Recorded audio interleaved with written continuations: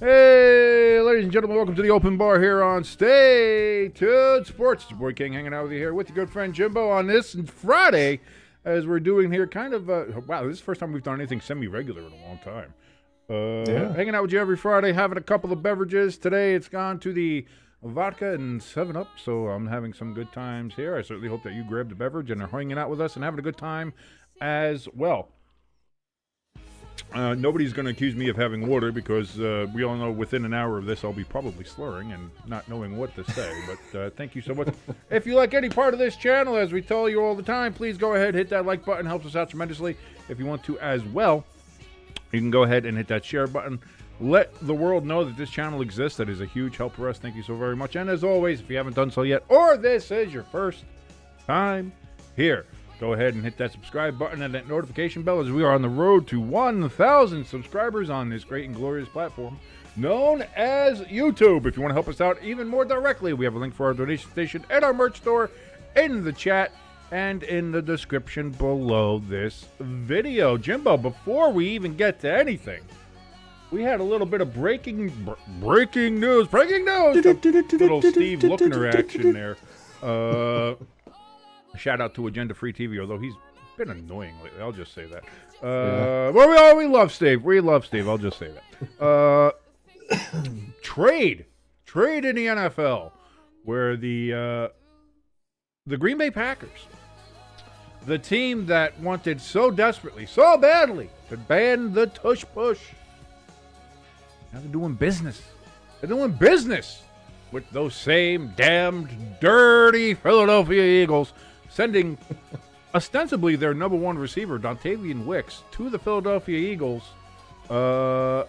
in an exchange. We'll jump over here, take a look at this real quickly, but kind of something that kind of came out of really nowhere. Of course, here we have Adam Schefter here, which says, who's listening to music? I am. We are. We have music on here. This is what we do. Oh, you're going to get called for it. They're going to... Listen. They can demonetize us. We're not making any money anyway. They could put the copyright claim on us and everything like that. That's fine. If they want to crack, that's fine. As long as they don't knock us off the air, that's fine. That's right. We'll have this in the background. We're having fun. This is what this is all about. This is what we're doing, and we're having fun. Lloyd says, all I can hear is a female singer. It's not that loud, is it? I don't think it's that loud. I can... Ooh, excuse me.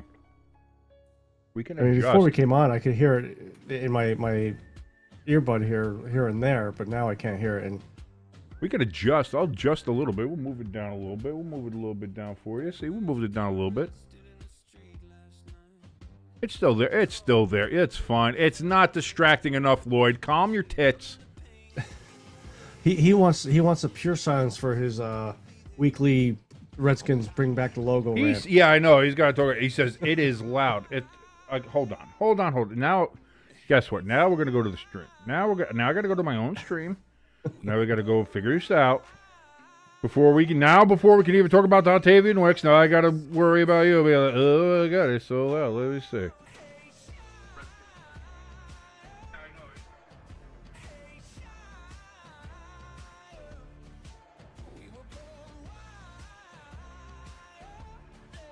And not only that, it's not even a woman.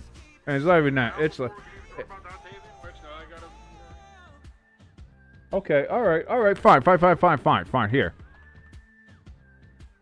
We'll move this down. Yeah. It's a little louder. All right, fine. We'll move it down a little bit. God. Swallowed a woman. He swallowed a woman. Did not swallow a woman. I swallowed her wig.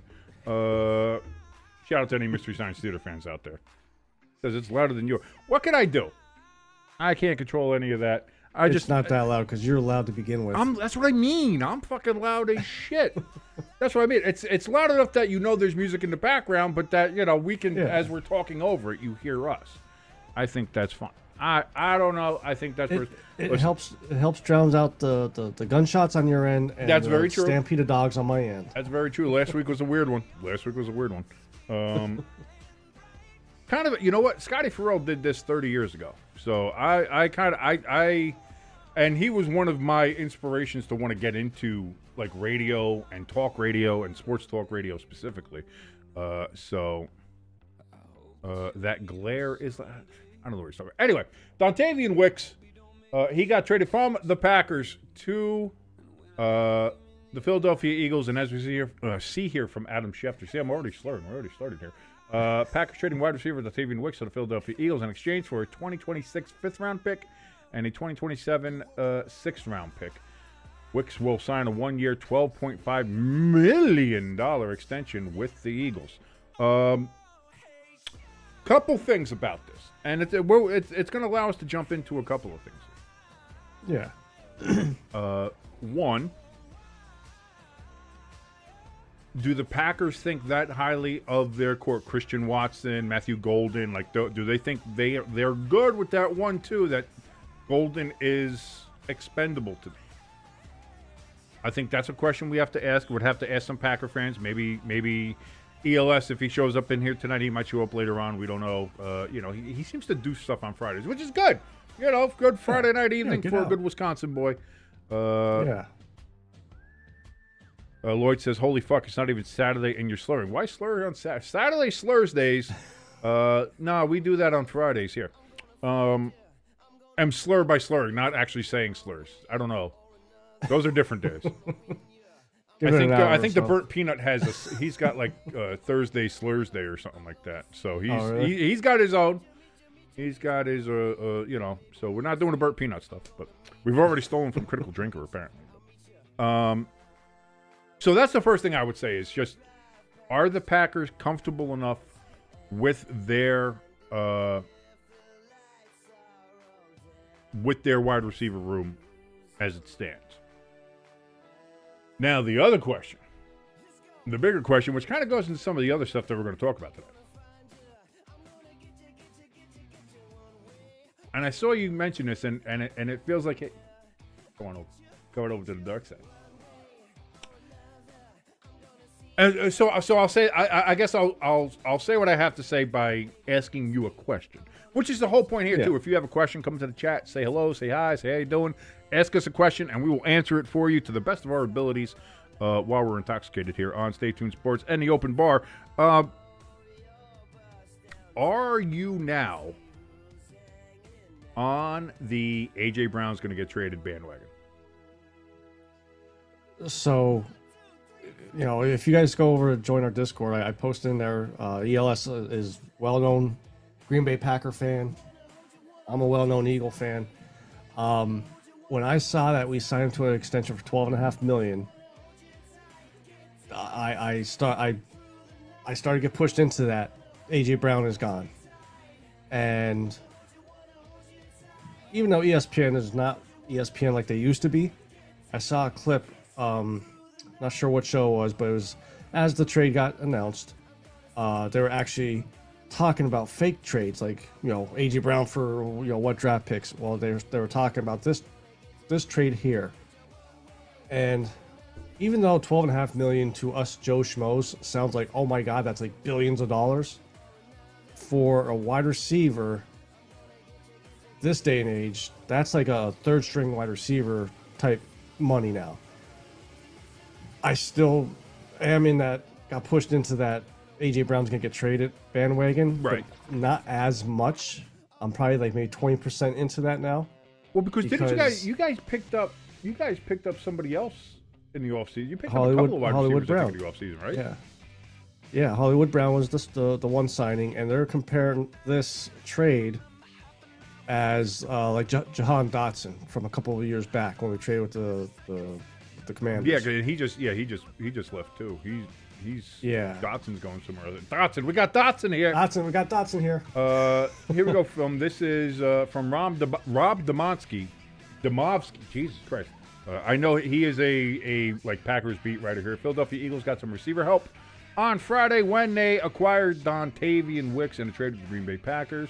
According to Adam Schefter, the Packers received a fifth-round pick in this year's draft and a sixth-rounder next year. And I do believe that this year's fifth-rounder is from Atlanta. Yeah. So it's not even the Eagles' pick. And then the sixth-rounder they have next year, they have two sixth-round picks next year. So it's really, to say, like, it's no skin off the Eagles' ass to do this, Yeah. other than signing him to the contract. At the same time, Wicks' agent David Mulugeta, he's the one who did Parsons' contract, isn't he?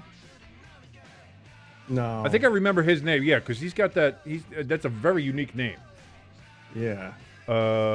Told Schefter that the Eagles will sign Wicks to a 1-year, $12.5 million extension. Wicks is heading into his final year of his rookie contract this season, but now is under contract through the 2027 season. Fifth-round pick in 23, Wicks caught 30 passes for 332 yards and a pair of touchdowns last season.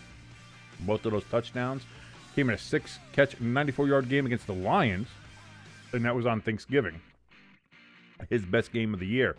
The addition of Wicks could help bolster the Eagles' receiving core should they decide to trade A.J. Brown. Question everybody's been asking. The Packers still have a significant depth at receiver while also waiting a draft pick in each of the next 2 years when they don't have the first-round selections because of last year's Micah Parsons trade. Even after losing Romeo Doubs in free agency, now Wicks, the Packers have Christian Watson, Jaden Reed, and last year's first-round pick, Matthew Golden. The Packers want to get Golden more involved this year after using a first-round pick on a receiver for the first time in more than 20 years. They also signed Sky Moore in free agency and expect tight end Tucker Kraft to return from last year's knee injury and once again be one of quarterback Jordan Love's top targets. With all those returning receivers, the Packers would likely not have been able to sign Wicks to a contract with an extension that would lose him in free agency next offseason. So yeah, it's one of those things that kind of it makes sense from all sides. Especially if the Eagles are looking at moving on from A.J. Brown. Now, speaking of I just want to say one other thing, though. So let's just say we keep A.J. Brown, I better not see 4 wide receivers out on the field and all 4 doing fucking hitch routes. Send someone deep.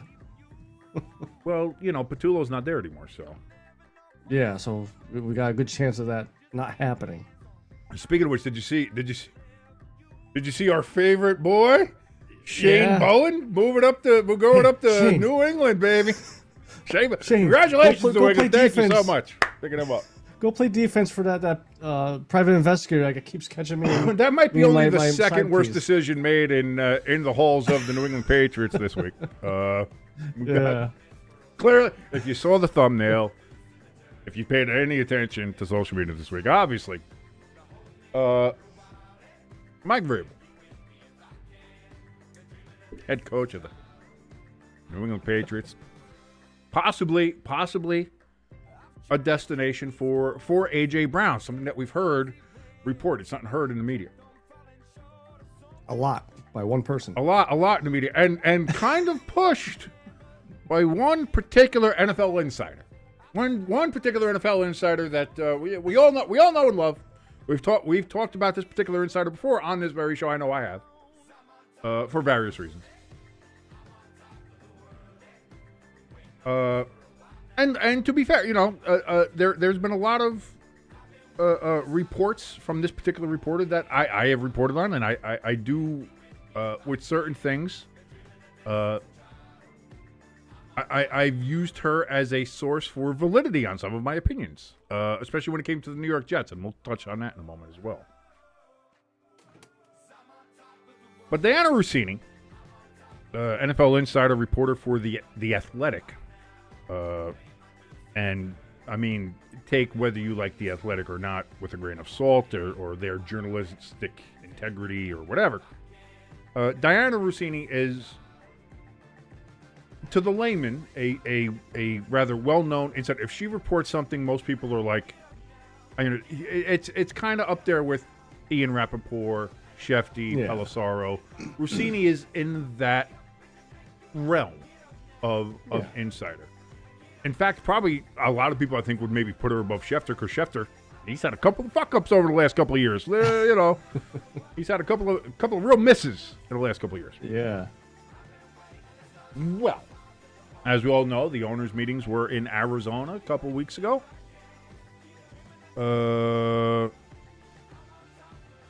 Lloyd says, currently do. Oh, okay, I see what you're saying. So the owners meeting in Arizona. Pat McAfee was out there with the Pat McAfee show. A lot of the NFL kind of shows, sports shows, were out there reporting on stuff. And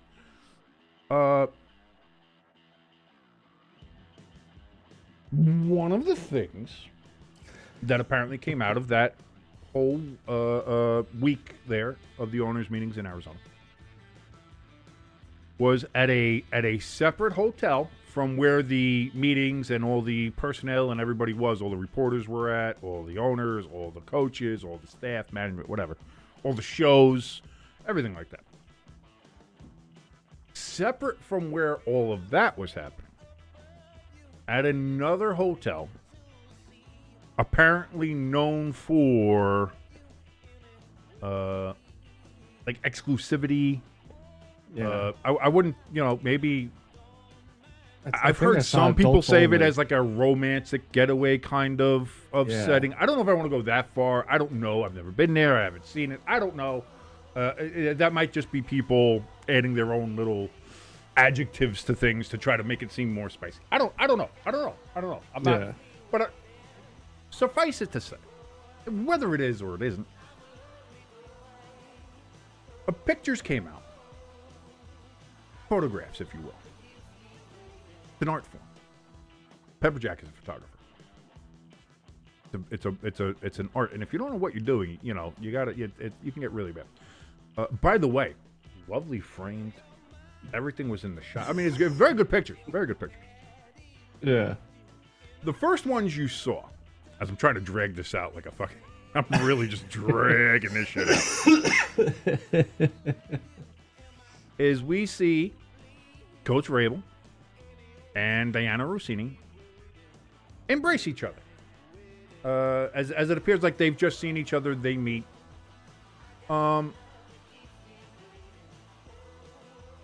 Not entirely like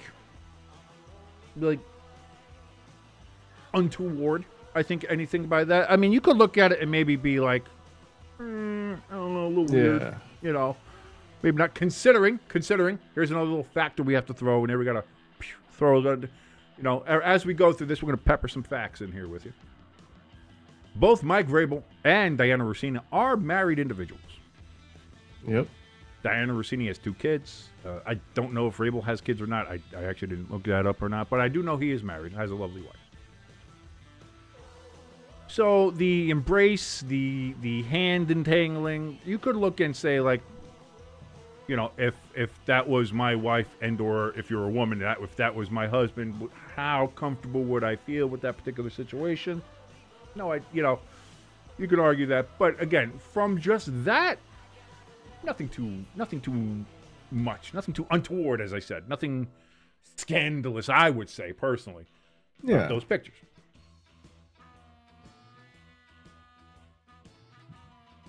That's not where the pictures ended, Jimbo. Is it? Is that where the pictures ended? Was that it? Was that all we saw? And it's still like, oh, okay, that's it. That's all we got. That's all we're working on. What was it, like a day later or a couple hours later, more came out? I don't think it was. I don't even think it was that. I think it came out with the same dump when I looked at that. Yes, Lloyd, I'm an old man. I got the gray beard going. What do you want me to do? Thank you for joining us. By the way, if you want to join us, come into the chat, ask a question about this particular situation or anything else that's on your mind. Come and join us in the chat here on Open Bar. Give me another picture with Mike Vrabel and Diana Rossini. As I mentioned, both married individuals. Not to each other, clearly. Sitting poolside. In the pool. Lounging, relaxing. Very close to each other. Some would say intimately close. I don't know. Again, not sure if I would use that adjective, but I think it would be proper to say closer than professionally should have been. I'll say that. Yeah. Especially when you're supposed to be covering these individuals in a professional manner, as I've heard other people say.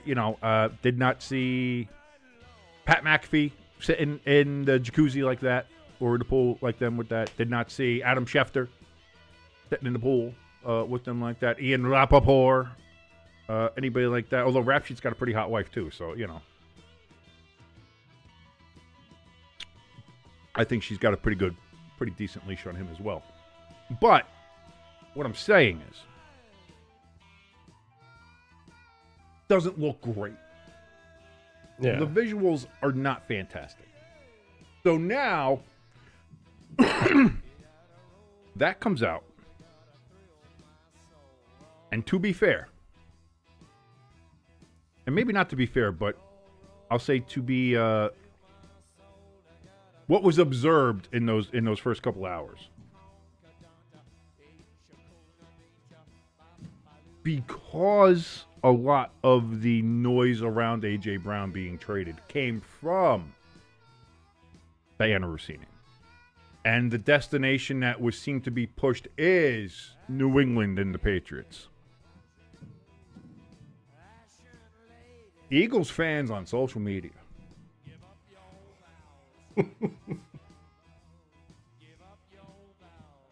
I mean, Eagles fans are scumbags anyway. Some of us. But my God.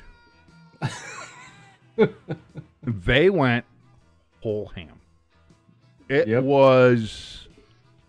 and some went a little too far. Some started posting husbands' pictures and kids' pictures and shit like that. Oh, okay. That's too far. That's too far. That's way too far. But even saving that, oh my God. It was horrendous to look at what they were saying, the things they were saying about Diana Rossini. Now, since this has come to light, a couple of more things have come. First of all, a lot of the things that she has said kind of like, we all kind of figured like jokingly in past interviews and spots she's done on television have come out. Yeah, it's not helping your case, Diana. I gotta tell you. It's couple of past tweets. One phrase. And stuff has come out like that. Not helping your case, Diana. Like, you know, you can sit there and say, out of context, you can sit there and say, oh, she might have been joking at the time. But yeah, given all the new information that is starting to come to light,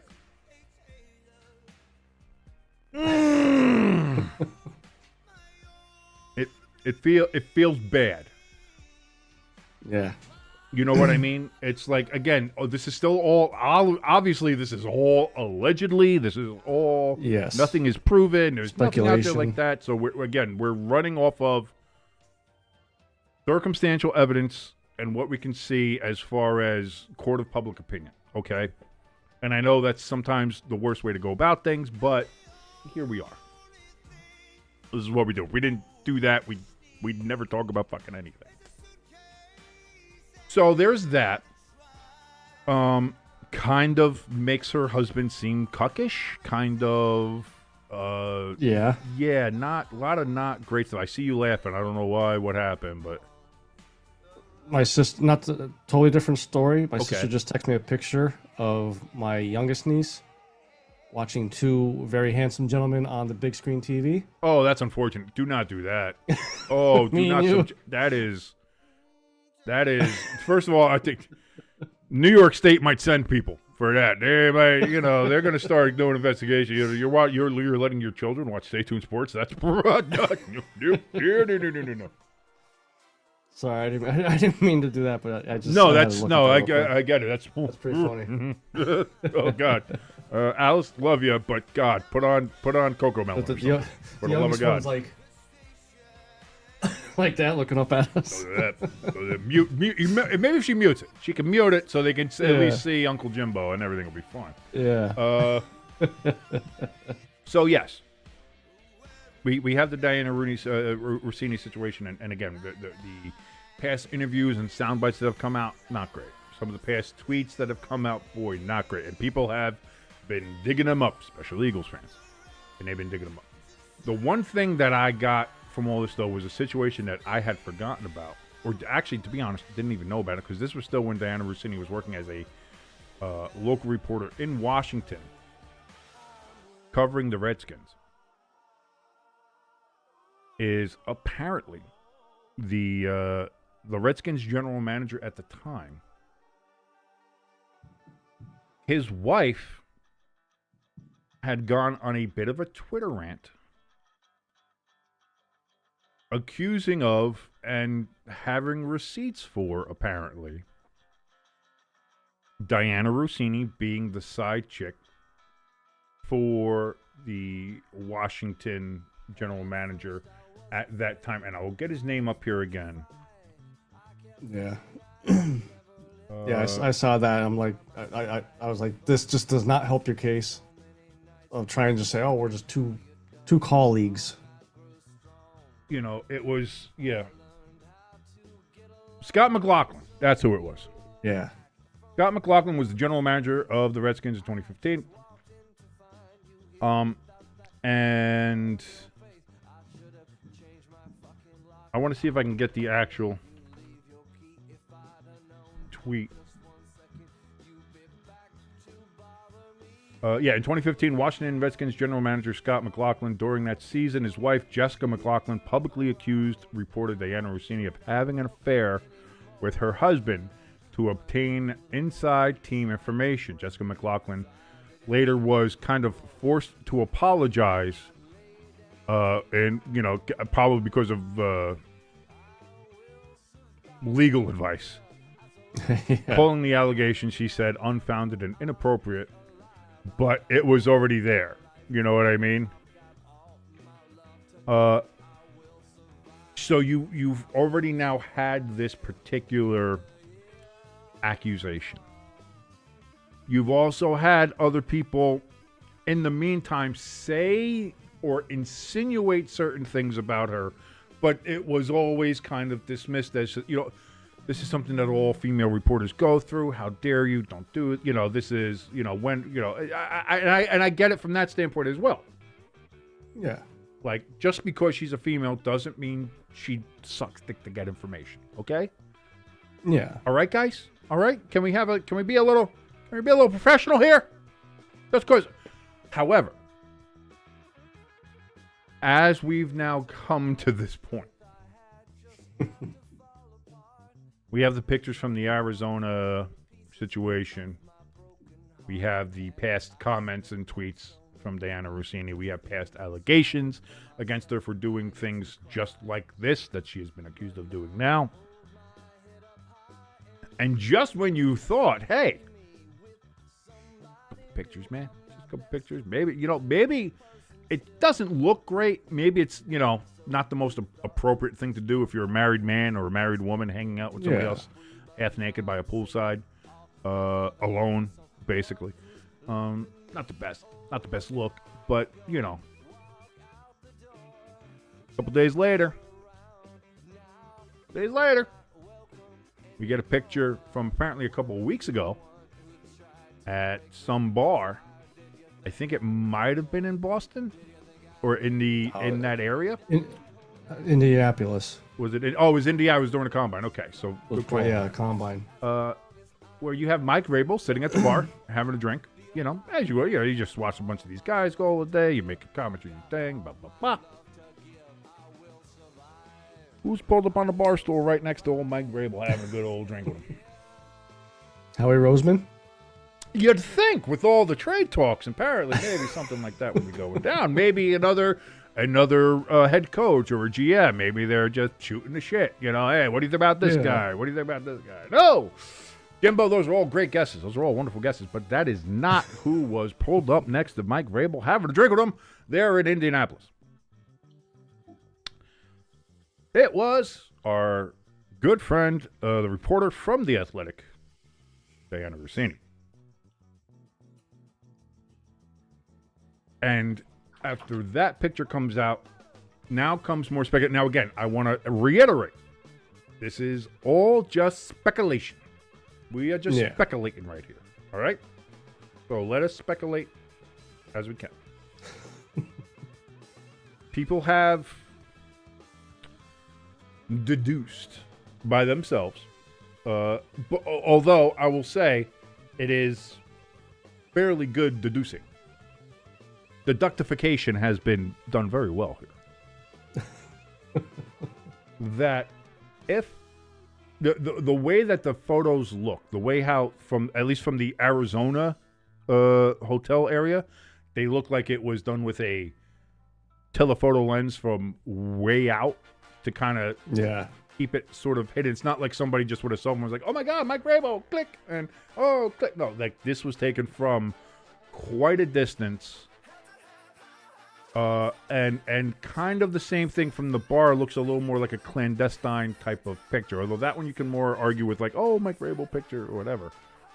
Yeah. But people have started to especially with the Arizona pictures. It kind of looks like a private investigator's photograph. Or Big Dom. I did somebody say that too. They said, "Man, God, you got to get Big Dom in there. That Big Dom would take a lot better pictures than that." I don't know what you're talking about. But yeah, so now there's this extra layer. Now, whether would this be Diana Rossini's husband or would this be Mike Rabel's wife?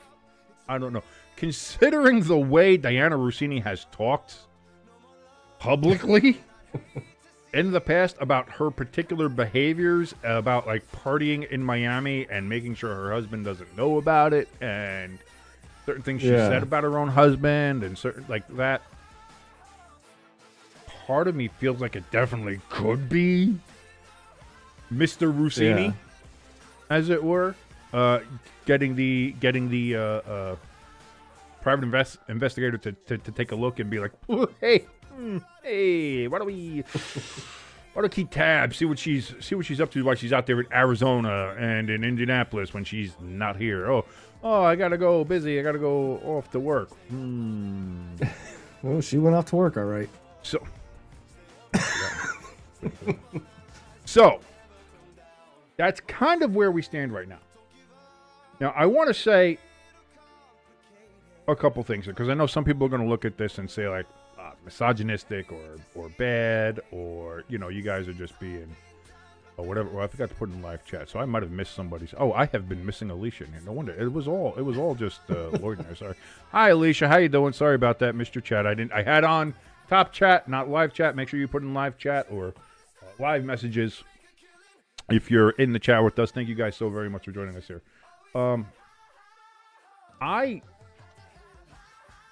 I feel bad because I don't feel bad for Diana Rossini or anything like that right now. Like I said, depending on how this turns out. If this all turns out to be absolutely nothing, then I do feel bad. But there's a generation of female reporters out there that if this and the insinuations from this turn out to be even somewhat true, on top of the Joy Taylor situation that we just had,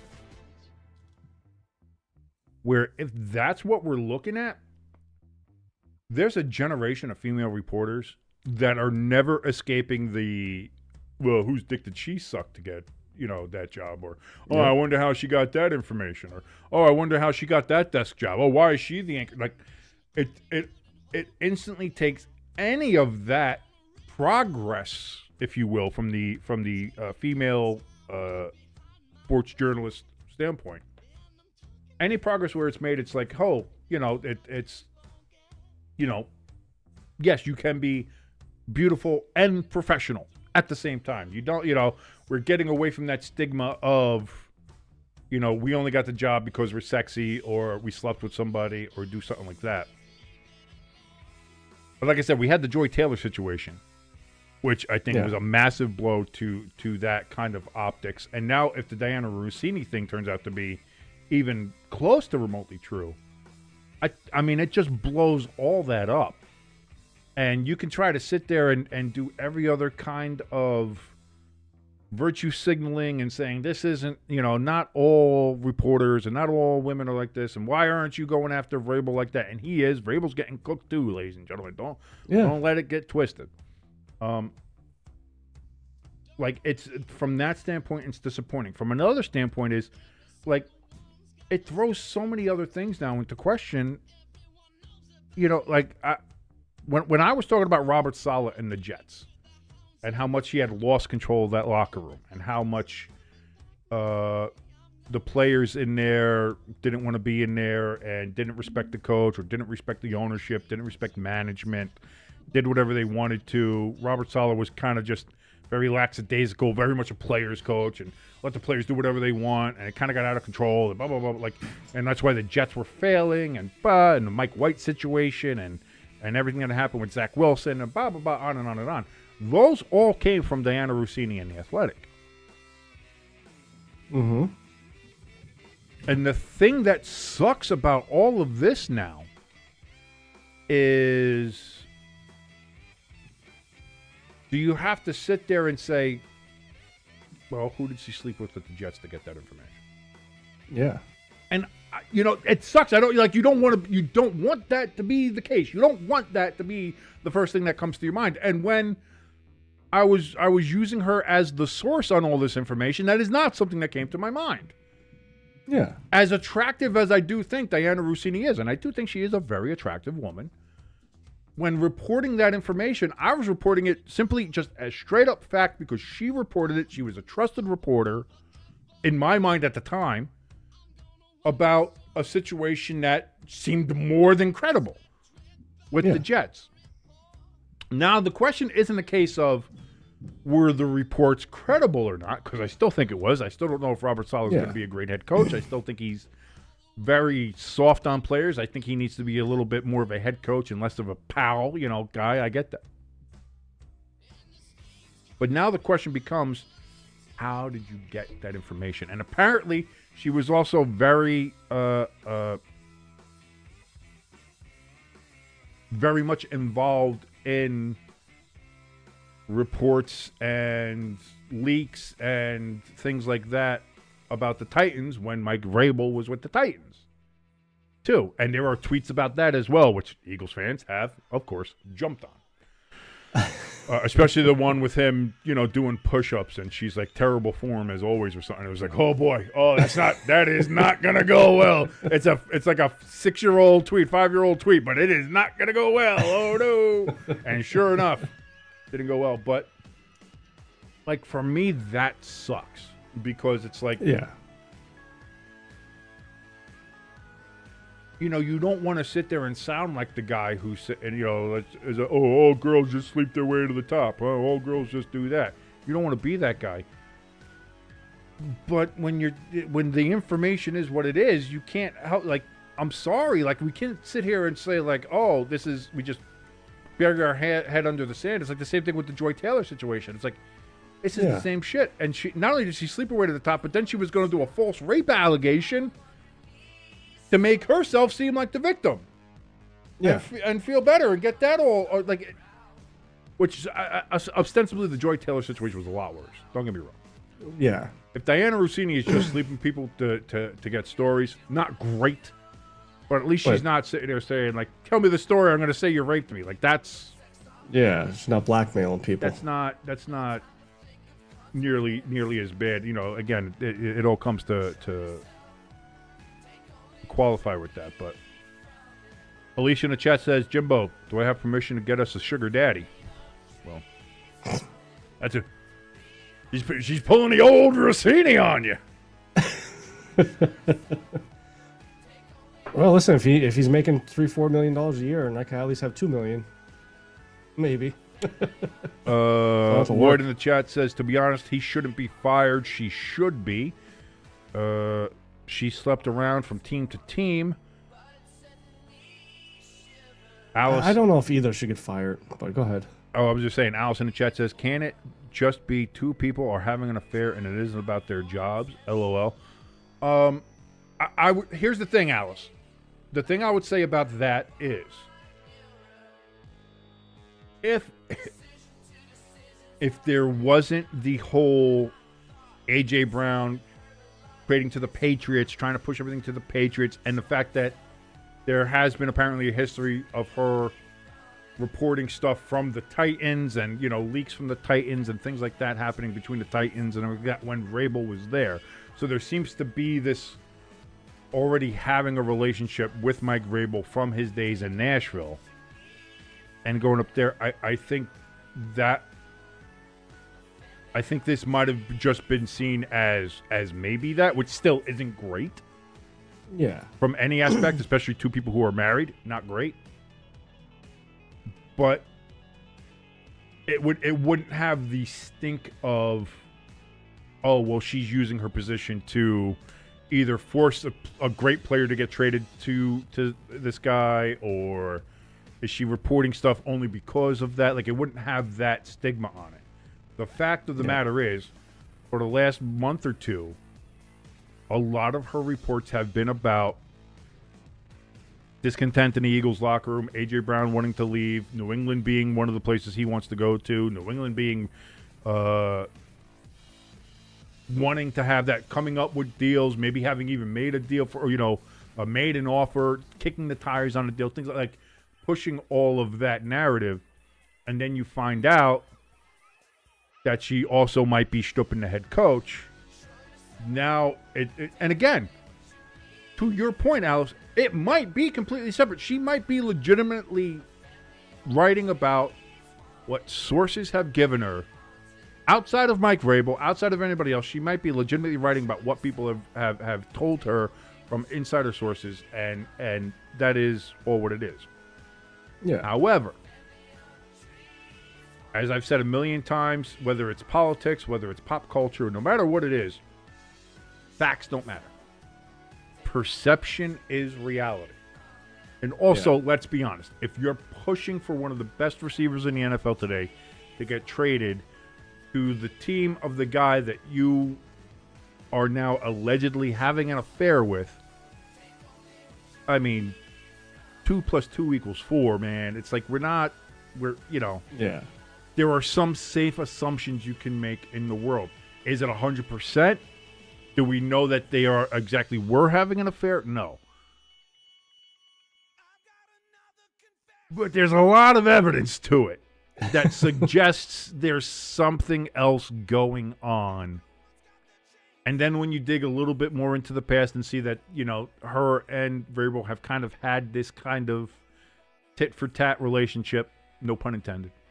And then you bring up the fact of the situation with the Redskins in 2015 and their general manager and his wife putting her on blast, and the other scuttlebutt around her that, again, I think at the time you would have written it off as just people either being jealous or, the typical, oh, nobody thinks a pretty woman can do anything without having slept her way to the top trope, things like that, which thought we were getting over that. But thanks to Joy Taylor and now maybe Diana Rossini, we're not. The couple things I'll say about this whole situation is, one, I'm actually very surprised neither of them have came out with a statement of, this isn't us, that's not what's going on. They did come out with it. Both of them said it's just two people hugging at greeting each other. Hello, this is a non-story. Okay. This is nothing. So that. Vrabel came out and said that. Alice in the chat says, so why isn't as much his fault? It is, and I've said that before. And some people, like I said, some people have been saying like, oh, Vrabel's getting off scot-free. He's getting torched pretty well. Don't get me wrong, because he's a married man. And this is what we're saying: if your husband, if your significant other, you saw pictures of him hugging and canoodling with somebody else in that situation, not just the hug and the hands intertwined and all that, but the poolside, right up next to each other, real intimate, like, as it were. And at the bar, as we saw before, where she's right up next to him at the bar, like, you would be with somebody you were with at a bar.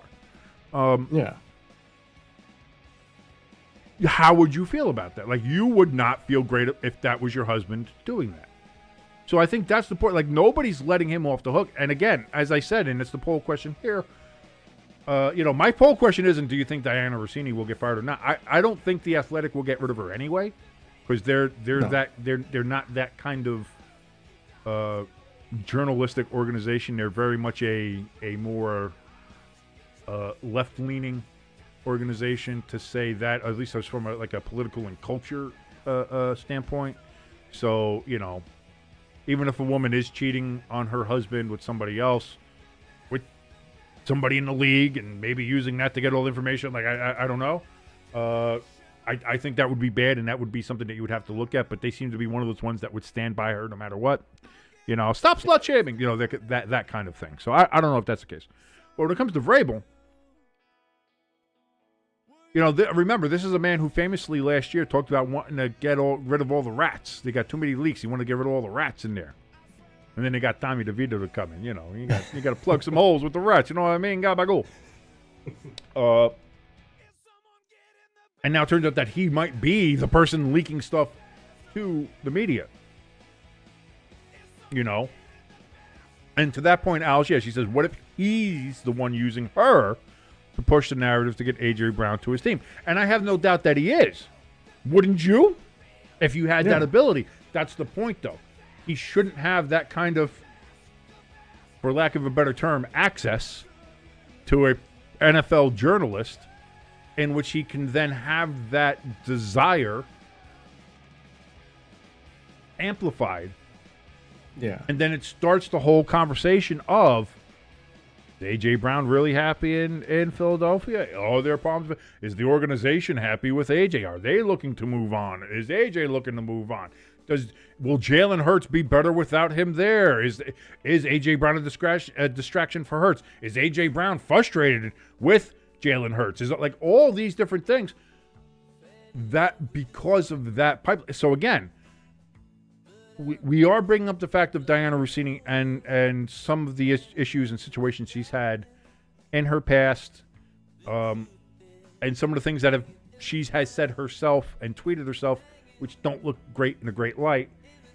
But to that point as well, no, this would 100% be on Vrabel as well. And that's the point, is like Vrabel he shouldn't be able to find and have a use for somebody for doing that. And maybe that's the other thing too.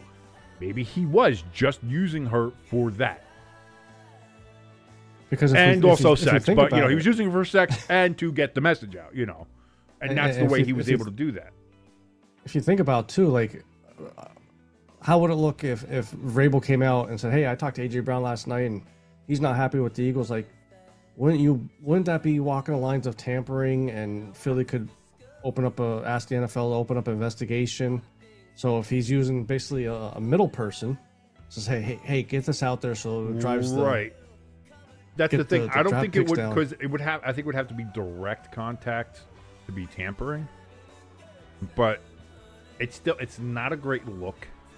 It can be like, this is something that the league can look at as actions detrimental to the league, which has happened before with owners and management and other people like that. And to Lloyd saying, I don't think he should be fired, but first of all, like, if we just look at this from the point of view of, let's like straight up practicality of it, road games are going to be murder. The signs, the chants, everything, it's going to be bad. Yeah.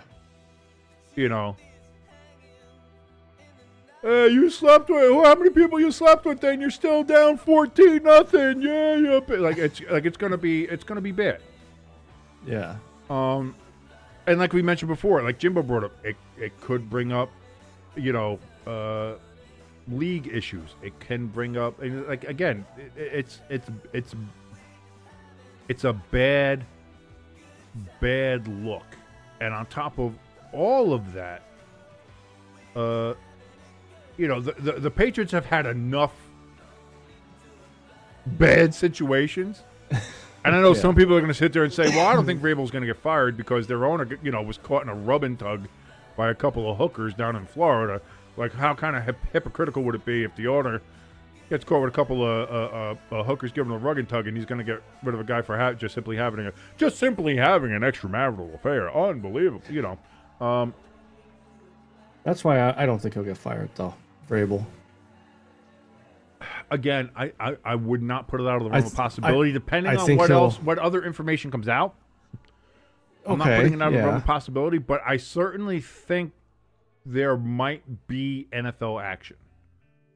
Whether it's fines, whether it's loss of draft pick, whether it might be suspension for a game or so, I think there could be something like that simply because was Kraft named on the island? No, I don't think Kraft was named on the island. That's my owner wasn't on the island, but he did ask Jeffrey Epstein about how to pick up the ladies. Not great, Tish. Way to go. Yeah. Not Mara. Mara's boring as shit. You know what I mean? Although his genes gave us Kate Mara, so hey, Got something good out of the Giants. that's something good. We did something good with those.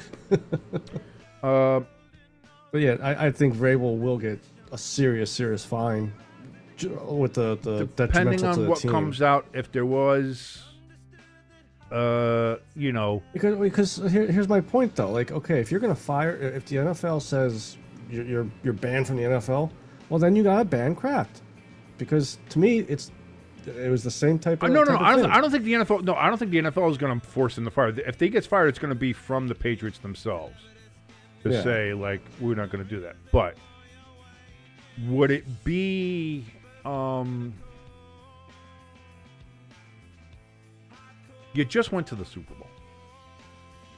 That's a lot of people at work were bringing this point up. You just went to the Super Bowl. You've got Drake May.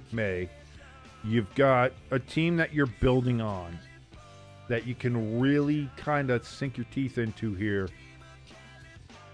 And Mike Vrabel brought you there in his first year.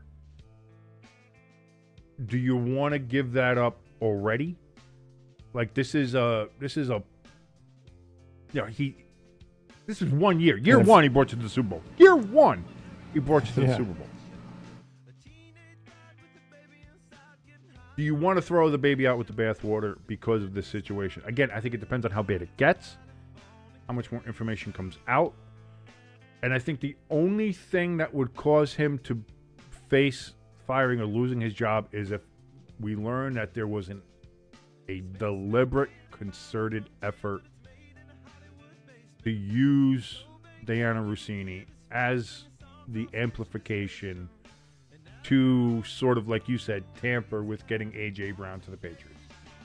Yeah. I think that's the only thing that will really get him. And make it seem like that's...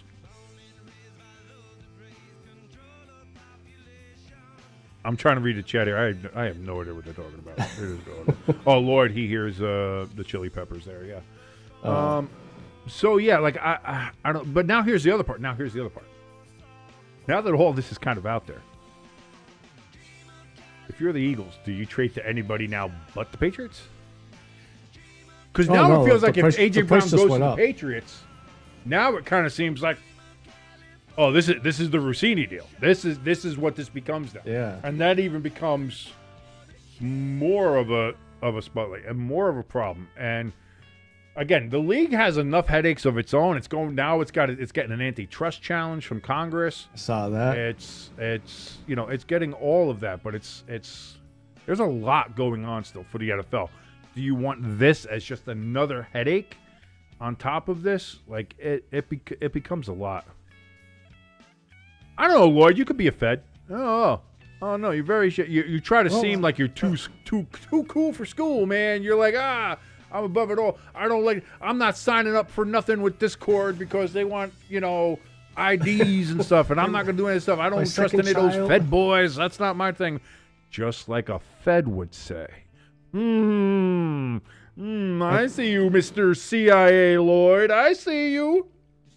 That's why he wants you to say that you want the Redskins back this year, the logo, the name, and everything, so that way he wants that all there so that they can, get me up on like hate come crime after charges you or something. Yeah, that's... He said it, boys. He says he wants the Indian bag on a helmet. Let's arrest him. We got him. Yeah, see, I see, you see how quickly the conspiracy theories can be turned on you. Oh, we're Alex Jones in this bitch. I try to watch, like, if I see clips of him, not to get off subject here, but if I see clips of him, I try to watch it just to get a good laugh. I last about 5 seconds. I can't take him. Dude, he has moments where he is legitimately maybe the most hilarious person in the world. Yeah. And to be fair,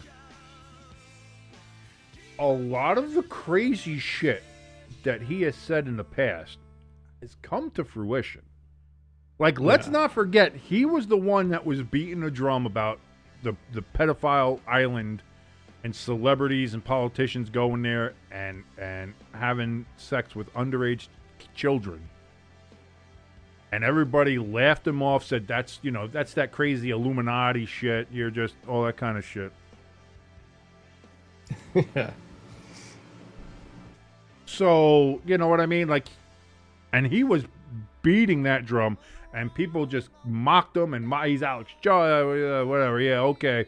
Yeah, no, Illuminati, sex children island, yeah, there's some kind of global pedophile sex ring. Sure there is.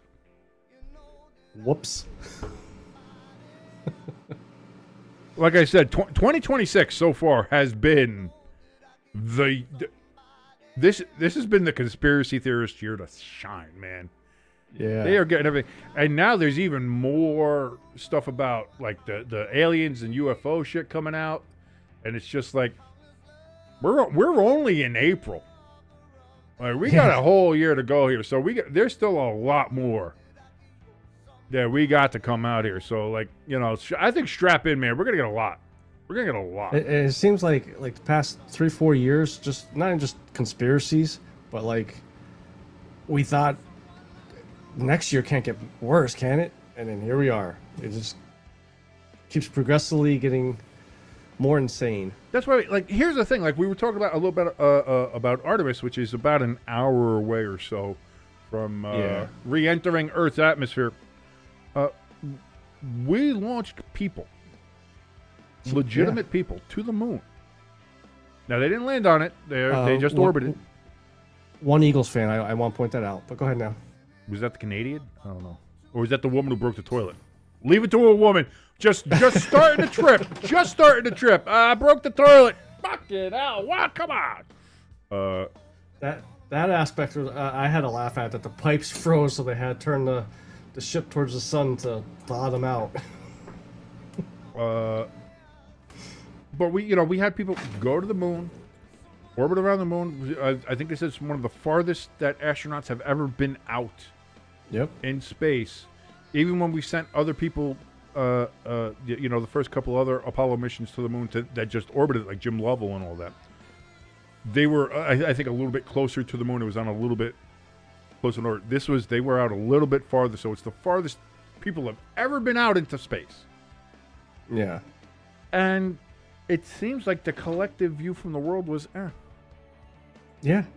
Like, there was even one dumb bitch on the BBC that was like, this is a terrible day for humanity. We could be spending all that money feeding the homeless and the poor and using it on so many other things, and instead we're sending this out for this frivolous thing. Space is death. There's nothing but dead things out there. The earth is what is green and beautiful. We need to spend our focus on here and not look out to the star. All right. No, eat shit, bitch. Jesus. Right? Are you fucking out of your goddamn mind? Eat Yeah. shit. So, but that's, the fact of the matter is, like I said, if we actually have bona fide 100% evidence of extraterrestrial life or craft or anything that shows up this year, a majority of the people are going to be just like they were with Artemis. They're going to be, They're going to be like either, or fake, bullshit, nah, AI, not real. Like, that's the other bad thing that's come with the AI and shit, is that nobody's going to believe anything, ever. From here on out, nobody will believe anything. Well, you can send this, them legitimate footage, and they're just going to say, no, if they don't want to believe it, then it's not true. No, AI, somebody faked that. A politician said something they don't like. Nah, that's AI. They didn't really say that. That didn't say. No. And they will fight that, and they will do that. And that's what I mean. It's like we're at that point. It's not great. Yeah. It's not a great time to be alive right now. I'll just say that.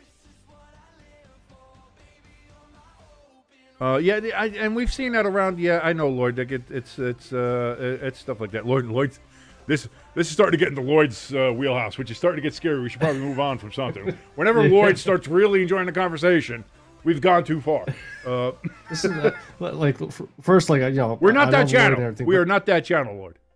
I love Lloyd and everything, but this is the most talkative I've seen him in probably since football Once season. we mentioned conspiracy theories and Alex Jones and stuff like that, you saw that motherfucker perk up. He's like, whoa, we're talking about conspiracy theories. Well, let me tell you. It's like, oh, okay, let's back up. Maybe if I start another channel, if I start a second channel and start doing like conspiracy and political talk and stuff like that, maybe then, Lloyd, we'll invite you in that. Yeah, so we'll see. Well, let's check. Where are we with this? We are, as we check in here with So I have Artemis on my TV. I popped it up here so we could take a look. There's you're over by the Orion capsule. I'm there by Earth. That's a sweet Earth, you might say. Wow. Yeah. But the one astronaut came out this past week and said that he was actually afraid of heights. I guess he was actually out in space, like connected to the ship or whatever, but just to a spacewalk or whatever. And he said he was always afraid of heights till he looked outside the Earth and said, "Well, guess I'm not afraid of heights no more." And I'm thinking, how can you go up to space afraid of heights, being that far away?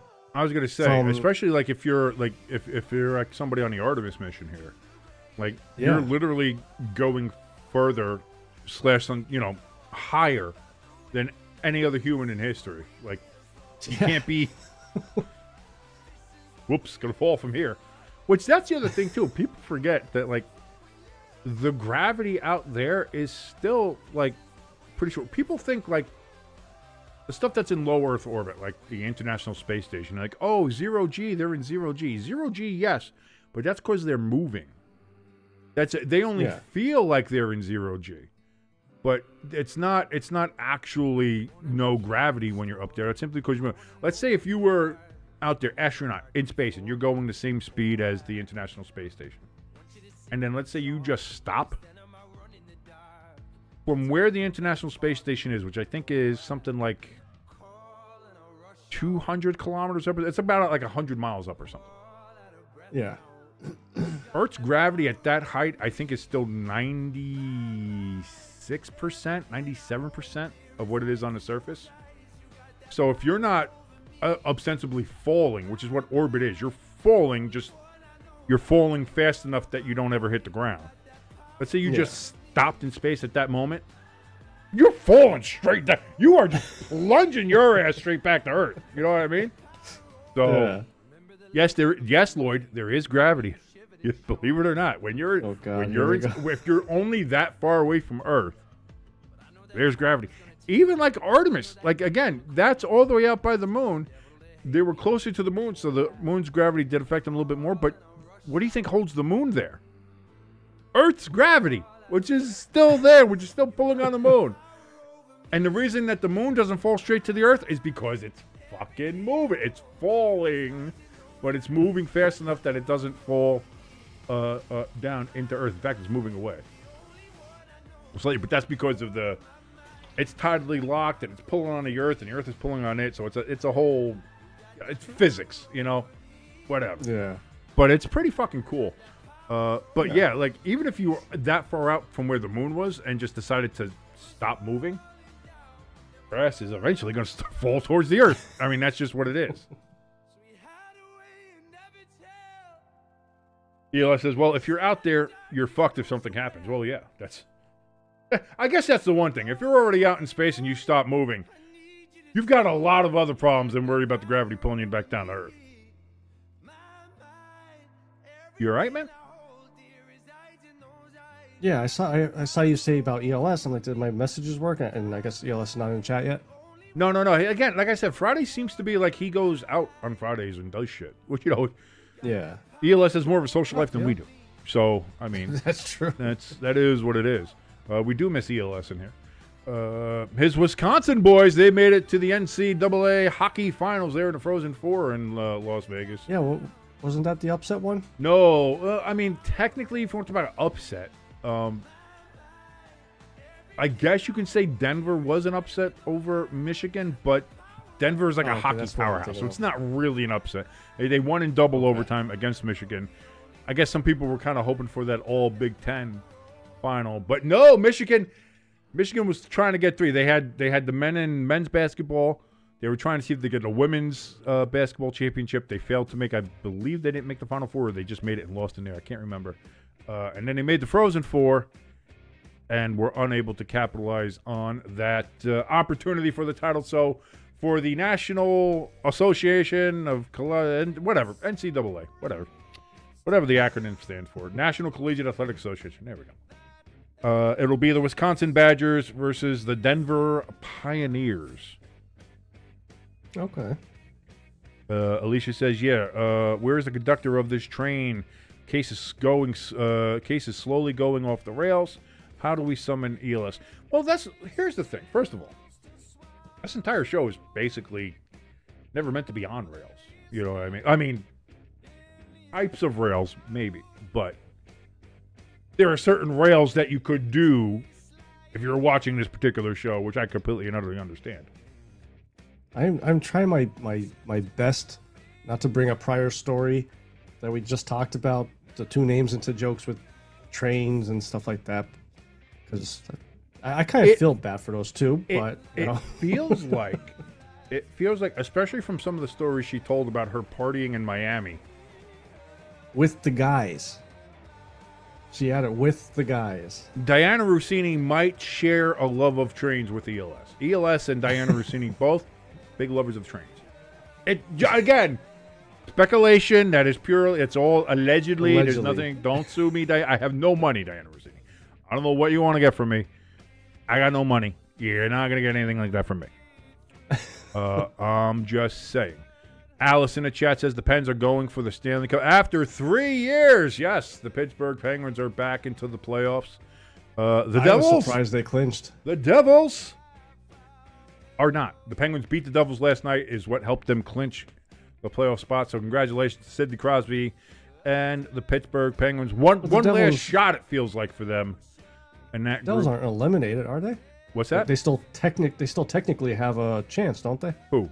Or Devils? Or no, we were eliminated a couple days ago. Oh, okay. We were eliminated ago. I think after we had beaten Montreal, but because of the way some other games went, we ended up getting eliminated. And then that's it. You saw we kind of rested some guys for the rest of the year. We rested Markstrom's now done for the year. I wish we would have done it a couple weeks ago. Maybe we'd still win the playoff race. He had a hell of a game against the Flyers the other night. Oh boy, did he? Oh, didn't he? Oh, didn't he? One goal, he's like this. He went past him and goes, like, he didn't even fucking move. I'm like, I could have scored that. I think the Red Wings are still fight. I think it's. Let me see. Red Wings are fighting. Let me see. Let's jump over here. Back here. Let me go take a look at the NHL playoff standings, because I haven't checked them in a while. As of last night, if the playoffs started today, I think the Flyers would have been playing the Penguins first round. Ooh, as it stands right now,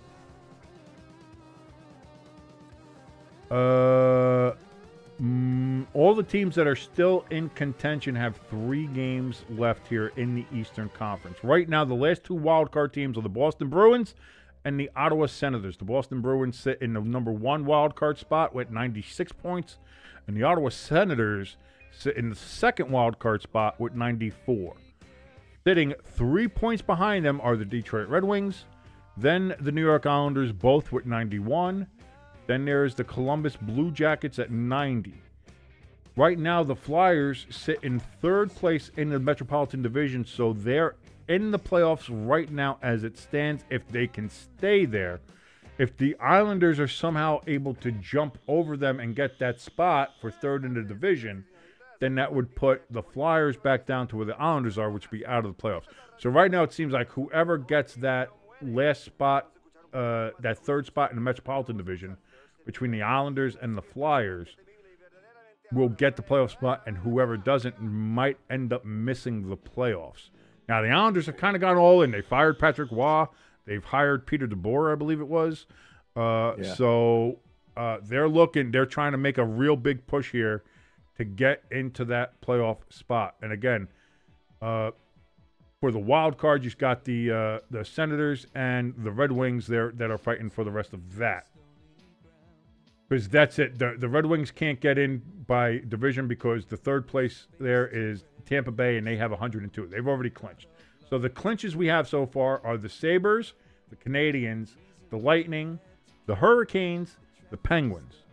So we have 5 of the 8 settled. We still need the third team from the Metropolitan Division, which will be either the Flyers or the Islanders, and then the 2 wild cards, which will be either the Bruins, the Senators, the Red Wings, the Islanders, the Blue Jackets, or the Flyers. The Capitals have a very, very far outside chance. They're 5 points behind. They basically need everybody else to lose, and they have to win out. But I don't see that happening. Lloyd says Red Wings will be going all the way if they make it. And that's still very dicey. That's still very dicey for them. But yeah, Carolina looks great. The Avalanche just clinched the President's Trophy, so they shouldn't be winning anything at all. They got 114 points. They are the number 1 team in the regular season. They won the regular season, as it were. And the Pacific Division is just fucking terrible. Edmonton is in first place with 90 points. They wouldn't even be in a wild card if they were in the Eastern Conference. That's how bad the Pacific Division is in the Western Conference. But the Utah Mammoth, they clinched last night, so the Mammoth are going to be in the playoffs for the first time in their existence. How about their Zamboni? Dude, I love that fuck. It doesn't actually Genius. clean the ice. Shut the fuck up. Who cares? It's meant as the fan Zamboni. Yeah. I think that's pretty sharp. I think that's pretty cool. A good idea. And not only that, but that thing looks fucking awesome as hell. So, I mean, come on. Come on. What are we doing? It has like a post-apocalyptic type feel to it, with like how the what it kind of metal's cut and everything. People have made it kind of looks like the original Power Rangers. Oh yeah, kind of got that Zord kind of look to it. You know what I mean? It looks good. Yeah. It looks good. I like it. But like, come on, listen. When you got nothing else but Mormonism and soaking, you got to come up with some cool shit. And Utah's got some cool shit out there when it comes to the hockey. And the owner's gone all in with hockey. It's cool to see. I like the logo. I like the sweaters that they have. I think they look good. I wish they would have added an S to the end of the name. The Utah Mammoth sucks. Utah Mammoths would have been cool. Yeah. Whatever. That's a small gripe. That's the only real gripe I have there. But we'll see. The Dallas Stars said they're going to use their throwback-inspired jersey throughout the playoffs. But, the star pattern one with that, which I'm not sure about. I think are the Wild. Yeah, the Wild are in. I hope the Wild go with the North Stars look for the whole playoffs. I think that would look really good, really sharp. It's just a better look for them overall, and they should probably switch to that full time. Just saying. That green and gold look is amazing. And then outside of that, yeah, like it's for the wild card, it's up to the Kings, the Predators, and the Winnipeg Jets. Maybe the Sharks have an outside chance, but the Sharks, I guess, are still in it. Sharks are still in it. Technically, Sharks, Blues, Kraken, they're all still in it, but the Kraken are way behind. I don't think the Kraken are making it. So Seattle's not going to make it. St. Louis is probably out of the running as well. I think it's down to Kings, Predators, Jets, and Sharks. When you're the Jets and the Sharks, it's West Side Story here, ladies and gentlemen. Lloyd in the chat says, what happened for college basketball? Michigan won. Congratulations. University of Michigan Wolverines. Congratulations. Like I said, I was surprised. I didn't get as excited this year for a lot of things. Like, I didn't get excited for St. Patrick's Day. I didn't get excited for March Madness, which I usually am jacked for. I usually go nuts for March, especially those first couple weeks, the first 4 days when it's just Yeah. wall-to-wall basketball, just pump it, feed it to my veins. This year, I don't know. It was like, super sad boy. I was just a sad boy. I was a sad boy. I don't like it. I don't like it. But yeah, so that's where we sit right now as far as hockey goes. Basketball, the basketball playoffs at this point seem like basketball. I don't know if anybody's ever watched that movie. If you have, thank God, and you also need to get your prostate checked. But if anybody remembers the scene in there where they trying to explain the Denslow Cup playoffs, that's basically what NBA playoffs are right now to me. It's just, they're so convoluted. It's so stupid. Everybody fucking makes it. It's like, what the fuck are we doing? Just absurd. Absurd. So when it comes to the NBA basketball, I don't really give a shit. I'll root for the Knicks if they go far. If not, I don't care. Okay, didn't you like the Nets? Yeah, when they were in Jersey, then they skedaddled off to Brooklyn and became fucking assholes. Go fuck themselves. I don't give a shit. Yeah, they beat UConn. And UConn beat my boys Duke, unfortunately. No, they beat Pecan, as Lloyd said. Pecan's still our number one donator, and if you want to donate to us, we have a link for our donation station in the top of the chat, or it's somewhere in the chat. I don't know where they fucking put it nowadays, but it's in the chat. It's pinned to the chat, and it's also in the description below if you want to help us out there. Also, our merch store there as well. We got a couple of new pieces of merch in there. One is a hat. I think the hat will work this time. The last time I did a hat, It was like, oh, we can't do it because the embroidery is too whatever. I think this one might work this time. Not sure. You can check it out and see. If it doesn't get to you, you'll get your money back out, clearly. So, and there was something else too, and I forgot what it was. Oh boy, that's moving. Let me see. I even forget what I put in the store. That's how crazy that is. Yeah, you've been past 2 weeks or so. You have 2 or 3 different things. Continue to my destination. Oh, that's right. It was the Poker Club shirt. There you go. Yeah. We can see here the nice pair. Poker Club and Poker Room and Social Club. There we go. So we have that there. You can get that. Again, why you would, I don't know. But hey, listen, it's there if you want it. And then from that, there we go. We have the Stay Tuned Sports cap. Beautiful. Stay Tuned Sports blue. Look at that embroidery on there. Oh, that is top quality, ladies and gentlemen. Look at that. You get it. You get the American flag on the side. Look at that. USA, USA, USA. We even have the back has the Stay Tuned Sports word mark embroidered on it. Look at that. Top quality. You can get all that right now over at our merch store, link in the top of the chat or in the description below. You can go get that right now. Along with all the other stuff, we got our Giant Skull shirt there, where the Giants logo is made up of a bunch of skulls and bones. We have our Jack Hughes American Devil. We got banners. We've got the Notre Dame Burn It All Down shirt, although I'm getting a little calm from that, but still, fuck them. Jets just end the season. That's always going to be a good shirt to have if you're a Jets fan. That's never going to go out of style because they are the Jets. So let's all be honest. Jets, Jets, Jets, Jets. Clearly, our best seller, and by best seller, I mean we haven't sold fucking one, but I love promoting it anyway because it's one of my favorite shirts. Our Fuck the Ref shirts, always available, still available there in the shop in t-shirt and hoodie form. Jackson Dart shirt, Chicago Pope, Bengals sell the team, Mortushin for the pushin'. Our Chief Swifty, Orchard Park Football Mafia with the charging buffalo wing. One of my favorite designs, personally. I love that design. I think it's cute. I think it's clever. I think it's nice. Of course, we also have our 8-bit helmets here. There's your Tampa Bay Buccaneers throwback one. We've got an Eagles championship one. That's the old hat that doesn't work. I got to get that off the site. We got a Stay Tuned Sports mug. We've got more banners. There's an Islanders shirt in there. A couple Devil shirts. Paleskins. This is one of my favorite ones. I love the Paleskins shirt. This is the hipster Paleskins is one of my favorite shirt designs I've ever done. This is an old one. This one is more than 10 years old, I think. This is an old design, but it's an oldie but a goodie. Instead of the feathers, it's got the Craft IPA hanging off the back. Got Paleskins in that Redskins font that you all love. It's a great shirt. Go pick it up now if you want to, if you can. Link in the top of the chat and in the description below. Oh, yeah, do a little plugging. You gotta do a little plugging. Yeah.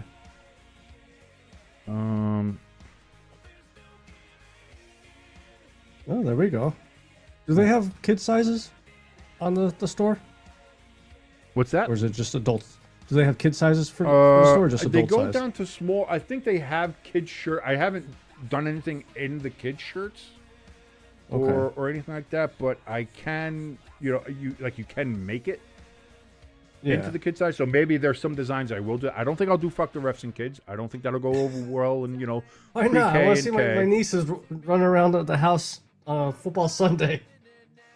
No, actually, Ember probably would run around and start saying all that stuff. Well, I could probably get some of the Steelers 8-bit helmet. I could do that, especially I know for like your sister would do that, yeah. Make a pink kids T-shirt and Ember will rock it for Uncle Joe. I can do a pink the Steelers 8-bit helmet and like that for her. I could do a Stay Tuned Sports one in pink. Absolutely, I can do that. Yeah. Whatever you want, anything for you, Alice. You know I love you, Alice. Just don't tell your husband that. Listen, we're not gonna have a Vrabel Rossini relationship here. I understand you're Italian. I understand you got the Italian last name, but let's remain professional here, Alice. All right.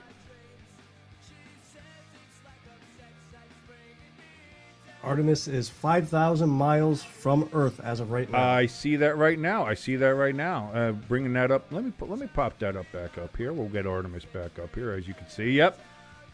Moving at 15,887 miles an hour and continuing to climb. That sucker is fucking booking.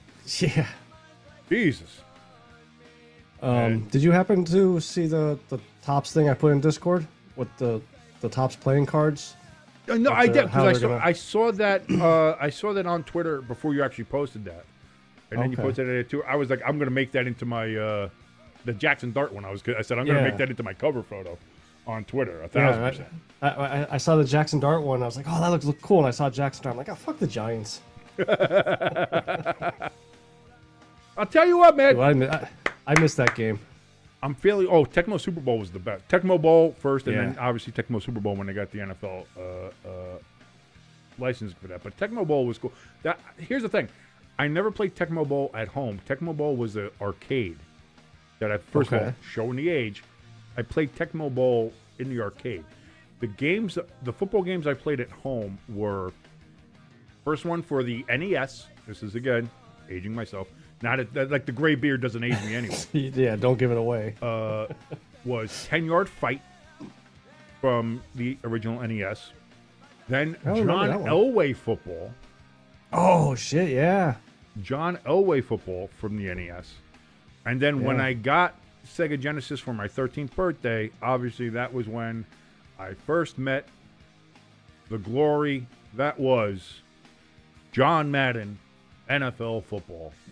And it was like, that's the thing. People bitch and moan about Madden today, and rightfully so. I think all video games today. So that's why I'm not much of a gamer these days, because everything is microtransactions and pay for shit and do all the other things. Like it's not worth it. That's what killed it. I miss the days of just you got a cartridge, you put the cartridge in the game console, and you played the fucking game. Yep. Sorry, I'm a man of simplicity. I'm a man. That's all I want. And it feels like that's kind of been lost a little bit. But man, like Madden 94, Madden 95, to this day, I still think one of the best games ever made, sports games specifically, but best games ever made, was NHL 94 with the Sega Genesis. Okay. To the point where, like, I remember for the 20th anniversary or 30th anniversary? Yeah. They released on the release for the regular NHL 2024. They also released, the whole game with the updated rosters and everything like that, but in a version of NHL 94. The same look, the top down, the way it was, like, because that game was just that important. It was that good. And I'll never forget, I visited my cousin's house. I think it was like Christmas Eve, sometime after Christmas. Back around in 93, 94, somewhere around there. and he had like a little game room downstairs. And me and my brothers started playing it with him. And we did we kind of did like a tournament where one of us played, and whoever lost, the next person got to play, and then whoever lost that got, kind of like that little round robin shit.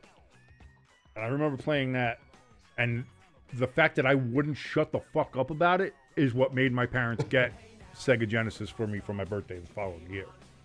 Because I never shut the fuck up about it. Ever. Yeah. So, like, that was... To me, that's like one of the most important games out there.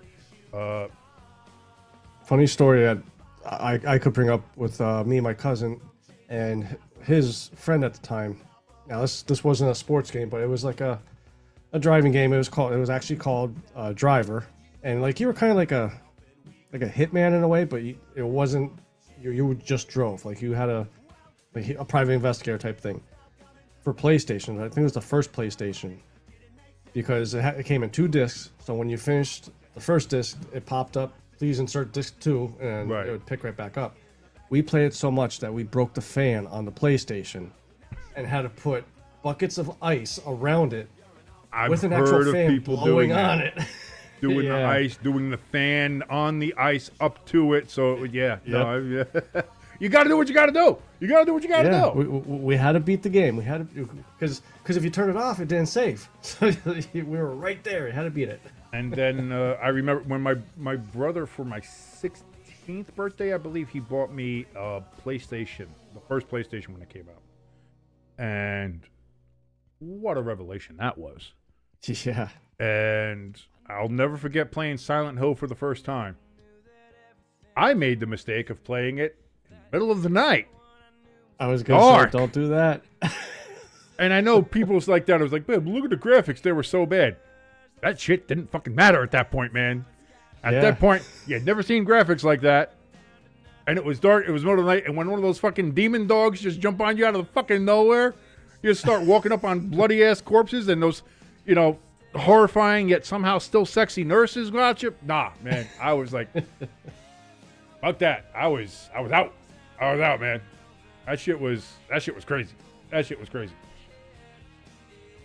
Alice wants to know, are we staying on to Artemis Return? I'm hoping so. I kind of want to. We got 39 minutes. We got about 40 minutes from what we can see here. So I'd like to see it return while we're on here. I might grab another drink here. We'll see what happens here. If anybody wants to join us for that, that's fine. I think it's still better than watching fucking Steve. Look, breaking news! Breaking news! The capsule's entering the Earth's atmosphere right now. Breaking news! I don't know if you ever watched Steve Lookner on a YouTube channel called Agenda Free TV. And for like breaking news and stuff, finding out that if something is happening, it's actually decent to figure out, oh, something's happening. Let me see what I can find about it. But watching the man himself is fucking infuriating. Because he's just horrific. Like he's trying to be like a journalist, but he's always just like, all he does is like speculate, and like we do here, but we're not pretending to be journalists. Yeah. And he's like, oh, we've seen this now with the foreign ambassador says, now does this mean that this is going to be some kind of attack, or does this mean that there's going to be peace? I don't know. Like, well, Steve, you're just tell us the facts. Don't sit here and fucking tell. Well, I don't know. All he ever says is, I don't know. Or he just says breaking news at like the wildest shit. And he screams off the breaking news. Oh my God, breaking news. And the funniest thing he ever did was, I forget, it was going to be some kind of statement from the White House. Yeah. And so he's got the feed on from, I think it was like AP or somebody. He has the feed on where it's just before you. So you see all the reporters in there. They're all doing their quick little clips and junkets, and they're all behind the, all the shit, and they're all and they're just getting ready. And this one aide goes up to the podium to, I guess, place some papers there or folders or something like that. As she's going up to the podium, I swear to God, kind of in the same position, I'm kind of down here in the corner of the TV. He's like, breaking news! Breaking news! Somebody's on the stage. They're going to the podium. They're placing papers on the podium. Breaking news. You're seeing it here. You just saw that right here. Placing papers on the podium. Wow. Wow. Did you see that? Did you see that? Breaking news. Papers placed on the... I would love to say that I was joking. I would love to say that I was just making that shit up. That was an actual... So that's what I mean. When it comes to, like, agenda-free TV and Steve Luckner, fantastic for finding out if something is happening around the world that you weren't aware of. But, like, legitimately watching him to get information is fucking absurd. Can't do it. Just the worst. Still better than watching the Raiders last year, though? Oh, God, yeah. Oh God, yeah. By a mile. By a mile. I had to replay that clip for Alicia because she either went to bed at that point of the show last week or she was not on the feed or whatever. And same thing, she was freaking crying her eyes out laughing at you. Dude, I still got to go back. I'm going to have to make a super mix of my breakdown during that game because looking back on it, it might be some of the funniest shit I've ever done, and I didn't mean to do it. It was just legitimate frustration at watching bad football. And listen, the good thing is the Raiders aren't going to be that bad this year. However bad they're going to be, they're not going to be that bad this year. I kind of hope that they start Cousins though. That way they could ease it's Mendoza starting to feel like that. It feels like that's going to be the case of start the vet, and then 3, 4, 5 weeks into the season, maybe throw Mendoza in there. Maybe like a Jackson Dart situation. Yeah. Crafty. At least this time around.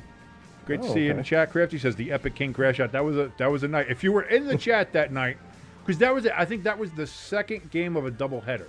Those stupid Monday night doubleheaders, which thank God are dead. Got rid of them. Thank God. But I think that was the later game, and I chose that game over the other game. Now, granted, I forget what the other game was. It still wasn't that great, but holy shit, was it a lot better than that one. And I think that might have been part of the crash out, too, because not only was it a bad game, but I had chosen it. It was like, I think this will be all right. I think this will be a good... No. Crafty says, the Raiders might be better, but the Jets, on the other hand, no, the Jets are... Listen, they have full faith that Geno Smith is going to lead them to the promised land. Win the Super Bowl. The same Geno Smith that started... Now, again, I don't know if I can fully blame Geno Smith for last year, simply because we found out how absolutely dysfunctional that entire offense was because of your favorite guy, one Mr. Potato Chip Kelly. Mr. Visor himself. It seems like there was a lot of self-sabotaging there for some reason. I don't know. But Crafty says, was the other game Seattle-Washington? It might have been. It actually might have been Seattle-Washington. And I think we have separation. we've got separation here. The capsule has separated now. The return capsule has separated from the Orion.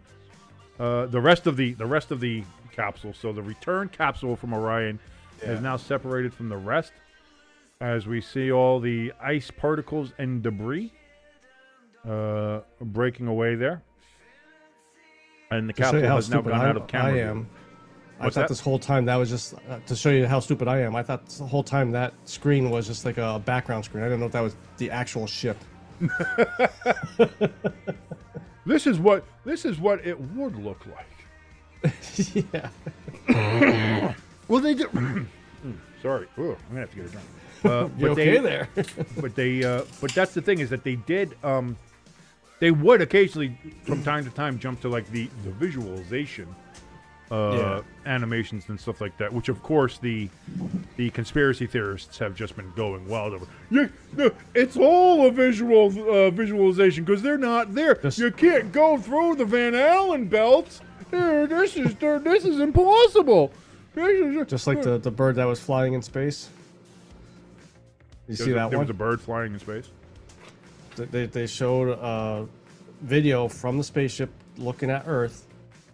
And you saw a particle just minuscule. Oh, yeah, the little moving thing. God, they tried to say, all right. Yeah, they were trying to say, what is that? What is that? See, here's the visualization. They're like, oh, this is what they're really showing you. This is what they're trying to pass Two off. Artemis. Yes, 2 Artemis. And they want us to believe that the Earth is round. Pshaw. Yeah. Well, lay down, you two. Come on. Lay down. No, I'm done with you, Gringo. Lay down. Get on my nerves. Talking to me or the dogs? I don't know. Lay down. Well, the dog. She's a very commanding woman, so I don't know. I never know. He thought you were talking to him. So No, we you guys haven't even got started yet. So we got about 24 minutes before splashdown. And I'll say this too, one of the cool things about the mission patch, did you see the cool thing about the mission patch they have? The mission patch for it was a reversible mission patch. So on the way up, the mission patch showed the view of like Artemis. It had the Artemis logo, Artemis 2 logo, and everything going around. And it had the view of the moon in the foreground and Earth in the background, because you're going to the moon. Yeah. And then once they got to the moon and made their orbit, the patch is reversible. They flipped it, and then it's the Earth in the foreground and the moon in the background showing them coming back. I was like, that's cool. As just as a graphic designer, a guy who loves logos and patches and shit like that, I thought that was cool. I thought that was really sharp. Yeah. Maybe I can find it on here. Give me a second.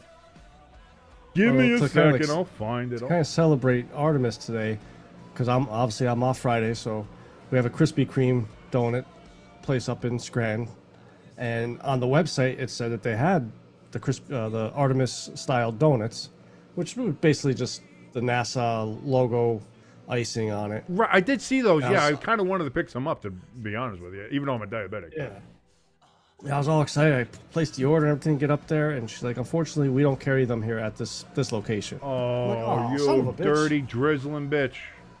Yeah, so I got the spring collection or whatever, so. That's not nearly as cool. Pretty sure my sugar's about 4 times higher than Oh, yeah, clear. I think that's not even the question. Bless you. Why isn't anything coming up? Hold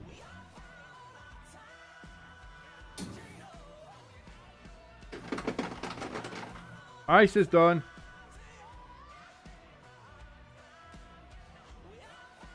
Yeah, we should. I think I saw something this past week too. First week of May, we should have the schedule out for the NFL. I did see that. Yes.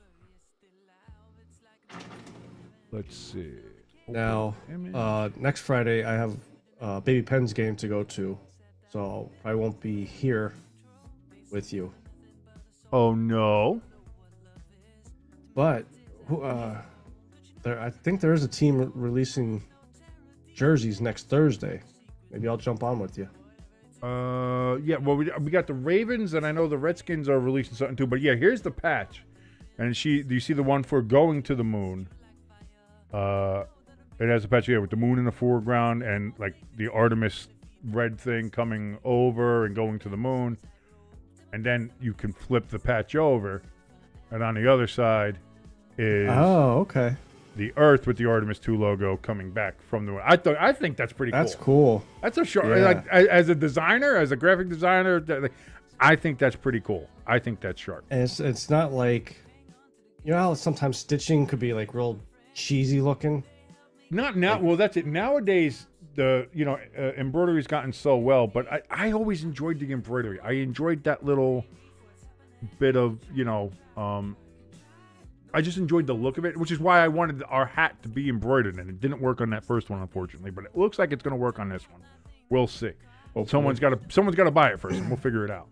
But yeah, so I as a graphic designer, I enjoyed that to all hell. Alice in the chat reminding you that the Steelers and Eagles do play each other this year. So you got a little bit of a Steagles rivalry happening. If we're playing in Philly, she's more than welcome to come with me to the game. I would not advise her to do that. That's not advisable. Like, unless the Eagles are already out of the playoffs and everybody's already sold their seats, like when I went, with yeah, you. Yeah. Where it became a lot safer. We were in a section that was mostly Giants fans. Like, it was, that was tolerable. I feel like if the Eagles were who the Eagles have been for the last couple of years, they're always fighting for play. Dangerous. Early season, or if they're fighting for a playoff spot, dangerous. Dangerous place to be. Dangerous place. I'll never forget your face. When the SEPTA train, pre-gaming. when the SEPTA train unloaded, no, thank you. I was like, it was legitimately like the fucking zombie horde, man. That was terrible. Me being my good friend self. He's a Giants fan. Giants fan here. Well, I don't think they needed, like, again, Eagles fans maybe not the brightest, but I had on the Giants hat, Giants hoodie, Giants leather jacket. Oh yeah, I remember that jacket. With the Giants down the sleeve, on the chest, and on the back. I think they could have figured it the fuck out.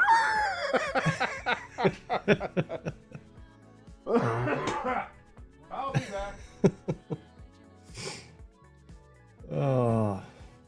25 minutes until splashdown. 25 minutes till splashdown. I thought you said 24 minutes. No, I said 30 minutes before. Oh. Oh. I think this means we're getting old. That we're excited for NASA spaceships. Oh man, I always watch this shit. I watch hurricane coverage. Fine. Okay, hurricane coverage I don't watch. This for some reason just piqued my interest and I've been invested for the past 10 days. Because it's fucking cool. Maybe we're closer to Star Trek than we expected.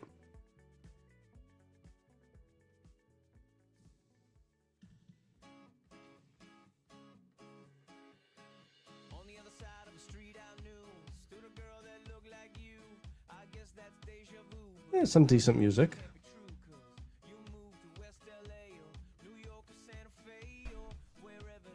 Legitimately, this is us catching, this is legitimately us catching up to where we were 55 fucking years ago.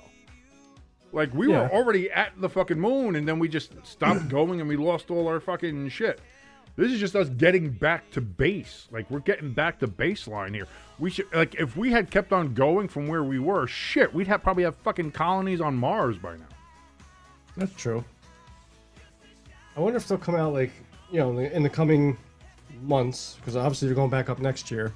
So in the coming months to say, hey, this is what worked. This is what we got to work on.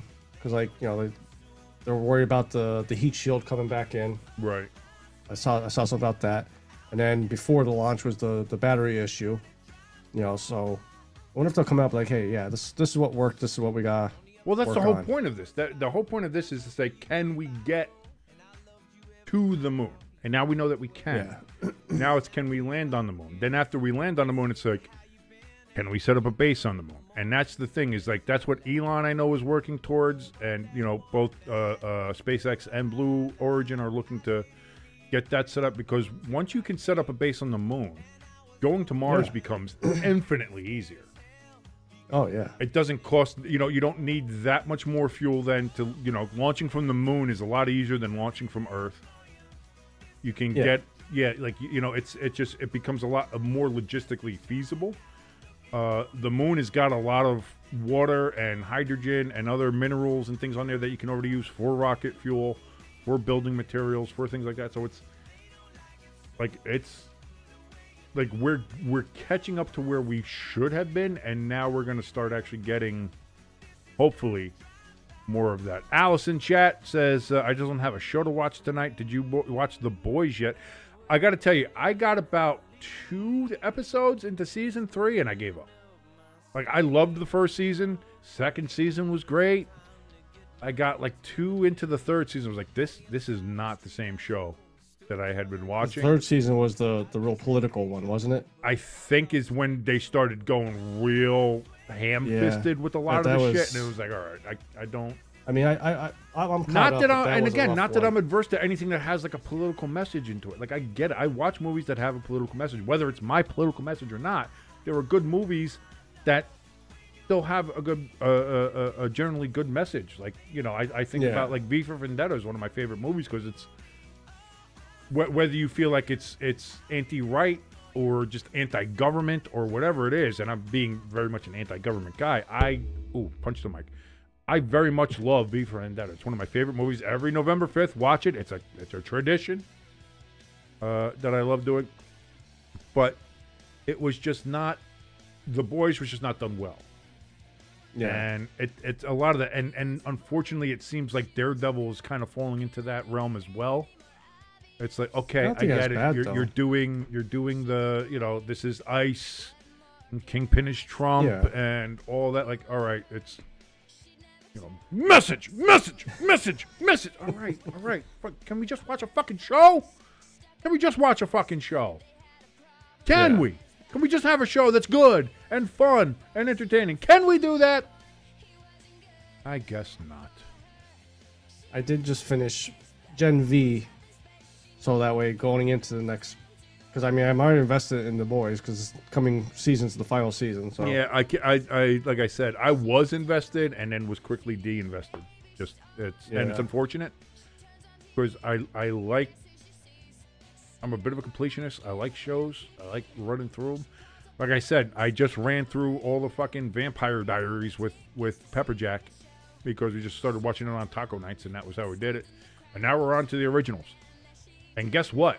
Nothing about these CW horrible, teeny bopper shows has any like super political message to it.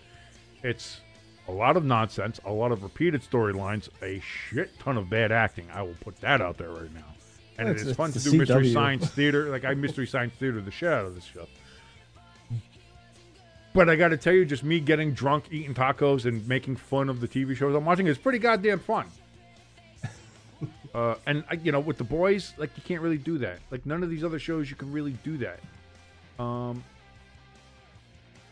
Fallout, the second season fell flat, and I'm very upset with that because I figured New Vegas was going to be good. But the second season kind of fell flat for me. A Night of the Seven Kingdoms is maybe one of the best shows I've watched in the last 10 years. That was a good one. That show made me emotional nearly every damn episode. It was just such a good fucking show. So well done. Dialogue, just... It hit every fucking mark. It was so good. I'm trying to think of like other shows that I watch, but that's the thing. It's like the shows to watch have become so few and far between just because so many of them have reverted to like lazy storytelling and like and instead of layering a message in there or like putting allegories or something like that, everything is just so fucking ham-fisted and treats the audience like they're fucking retarded. That like, here, we think you're too stupid to get what we're talking about here, so we're gonna really lay it on thick for you, let you know everything you're supposed to. It's like, sorry, I'm not an idiot. And click. It instantly turns me on. And that's what happened with The Boys. Like I said, I think the first two seasons of The Boys were good. Even, having... they were still able to put, they had Stormfront in there. Like, we all know that Homelander is kind of an authoritarian asshole.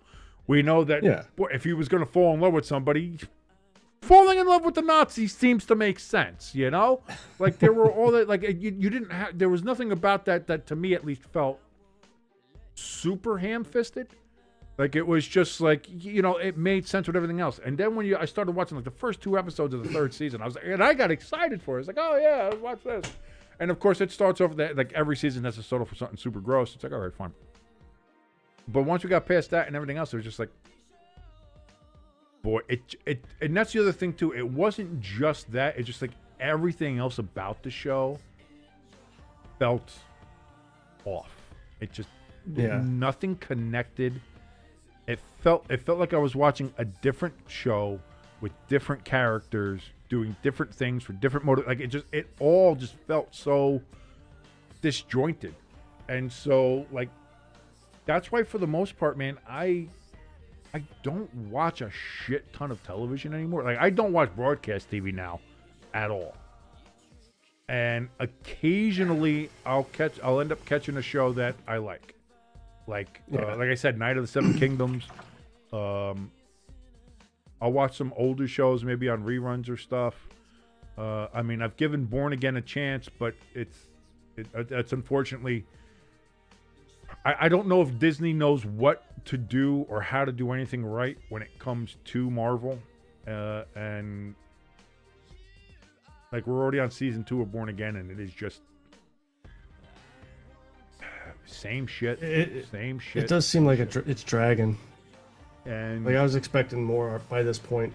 Like and I hate to point it out, but like Nerdrotic out there has brought up great points about why it feels like that, because that's it. I'm watching and I'm just like, boy, it just like the message. All right, I get it. The message. All right, fine. The mess. Can I just watch Daredevil be cool? The message. All right. God. And now I know you said you. Oh, go ahead. No, I'm just saying, like you see that, and then you're able to find somebody who can obviously make what you're feeling and the point that you're trying to make more articulately than you can, because I can't say, I'm bad at words, especially with vodka in me. But like when you see it in here, it's like, yeah, that's unfortunately what it is, and it's coming across that way when people decide to put I think about what Alex Kurtzman did to Star Trek, and like that whole Starfleet Academy debacle where they had, I think they said they averaged 40,000 people watching per episode. Oh wow! Which is atrocious. Like they had already said, like the numbers weren't. Looks like we're close about to even being tracked by. Yeah, we're getting there. It seems like they're getting into the return angle, as it were. Crafty says, I need to put a reverb on when I say the message. I wish I knew how to do that. I'm not that good yet with all my little bells and whistles here. Now, I know you said you can't watch it because you don't have Apple Plus, but the Godzilla show, Monarch. Yeah, I know. That's the really one thing show. I would like to watch, but I haven't been able to because, I don't have Apple TV. Because I would love to know. Everything is so bad. Like, at this point, just buy fucking cable. Yeah. Yeah, like that was the whole point of the streaming service. Streaming was going to be cheaper. Now to watch anything that if you have good shows or something you want to watch, you have to spend more now on streaming services than you ever did for fucking cable. So fucking pay for cable. Well, I mean, just look at NFL. This year alone, you would have to spend almost like $1,200 on apps to watch all the football games every week. But here's the thing, and this is what I said too. Like, if you want to have like Sunday ticket and everything like that, pay for it. Absolutely, you should pay for it. You should pay whatever NFL asks you to pay for it. I have no problem with that if that's what you want to do. But football games, like in general, like in your market, things like that, and primetime games should be on free television. It shouldn't be on cable, and it shouldn't be on streaming. You shouldn't have to go to ESPN to watch a game. You shouldn't have to go to Amazon to watch a game. There shouldn't be a Peacock exclusive to watch the game. They shouldn't have a Paramount Plus exclusive to watch a game. You shouldn't have to do that. All games on prime time, on Sundays, all that shit should be on free TV. CBS, NBC, Fox, ABC. Whatever. And if you you want to put Thursday Night Football on fucking CW, I don't give a shit. Or you want to pay somebody to put it on PBS, I don't give a fuck. But it should be available for you to watch, that you don't have to pay for another service to watch a primetime game. And I know the NFL is going to come out and say, well, if you're in the home markets, we make sure that it's on free. And it is. Like I said, like if the Jets or Giants are on Thursday Night Football on Amazon or something like that, I think it's either CW or Channel 9 or somebody here will put them on. So like you can watch it, but that's not the point. It should be for anybody. Yeah. It should be for any game that needs to be. So I think the Congress looking into the antitrust exemption for the NFL right now, based on how they're doing the streaming stuff, I think is great. I think that needs to be looked into, and the sooner that we can get some control over hey, get them off streaming, get them off all this other shit, and just let's have football the way it's meant to be on Sundays, and because that's the whole thing. The NFL did fucking Thursday Night Football to try to sell it to cable providers and streamers to make more money. It was on NFL Network forever, which was a cable service, and they did that to try to force cable companies to pick up NFL Network. Yeah. That's what they wanted. They wanted the cable companies to pay them to pick up the NFL Network so that they could carry the channel on. That's all. That's the only reason they did Thursday Night Football. And then once that happened, and then cable started to die out because people started going to streaming, then they sold the Thursday Night Football rights to Amazon for $10 billion or whatever the fuck it was. Yeah. And it's like, no. Like, that shit needs to stop. Like, get rid of Thursday Night Football would be my first thing. And if the antitrust stuff goes through and they say, hey, listen, you can't have it on streaming anymore, that would, for me, would be amazing. And that might kill Thursday Night Football, which would be fantastic. Yeah. We got a black screen. This might be during that signal loss when it comes back into the atmosphere, the plasma around the... No, I think the black screen was very, very small. You could see them coming back into the atmosphere. Because the camera was shaking. Well, we'll see. So they were really, really zoomed in. We'll see here. We are at 7:57 p.m. Eastern Daylight Time. The Orion capsule is coming back to Earth here. Right now, they're 35 miles away from Earth on my screen. It has a visualization. I don't know if that's what you have. No, I have 11 minutes and 86 seconds until splash. Oh, wow. Okay, I'm like 2 minutes ahead of you. Okay. All right. No, I do see the visualization now, yes. I don't know why it went backwards, but yeah, apparently it would stop for some reason. So now I do see the visualization of them, which says 45. So yeah, they're in that plasma signal loss. And they better be careful because the state trooper might pull them over. They're doing 25,000 miles an hour. I had to go there. I had to go. Crafty's been here for like an hour and hasn't given a good dad joke, so someone has to step it up. Oh, I called out Crafty. Now, see, if Crafty had made that joke, I might have laughed. I don't know. I know you would have. Because I would have expected it because he's the dad joke guy, so I would have expected it from him. I think that's the difference. You're my friend, so I'm going to give you shit, you know? Yeah.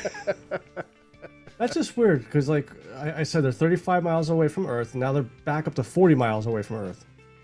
But at one point, they were skipping 45 on that miles. motherfucker. Yeah. They're like a... Woo! But look at that fucking deceleration, man. They are losing Holy about 100 shit. miles in like 8 seconds. They're down to now. I just said they're at 25,000. They're down to 13,000 miles an hour. They must have saw that steady. If it was a Georgia state trooper, they'd be getting chased right now. Those motherfuckers don't give a fuck. Yeah. Georgia State Police, man, those guys are fucking savages. Touchdown. It's going quick. Yeah. Crafty says you don't have to worry about their driving if they're headed for New Jersey. To be fair, this is about the speed people drive on a turnpike. So. Very true. Oh, they have my diamonds. Yeah, literally about a minute ago they were at 25,000. Now they're down to 12,000 miles an hour.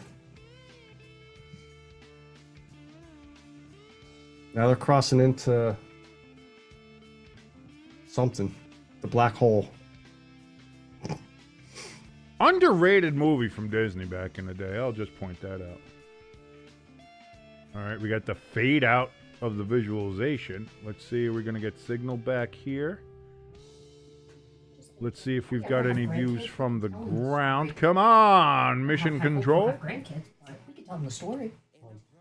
Crafty says they're losing mileage faster than Diddy's career. See, there's Crafty for you. Oh my god, that is so cute. Was that little Violet? Yeah, it's Violet watching us. Holy shit, she's huge. Yeah. I don't know if she's a ham or a beast. Looks like we got a picture from the ground of the capsule during re-entry, but nothing. Or maybe somebody's butthole. I don't know. No, if that's somebody's butthole, then they should probably see a doctor.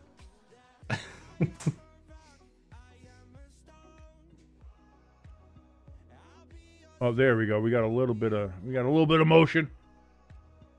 A little bit of motion, and then signal breaking up here.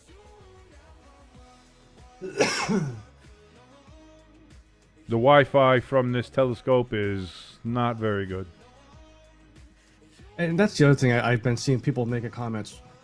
We have all these scientists and all this money going to them, and they can't get good feeds going up to the moon.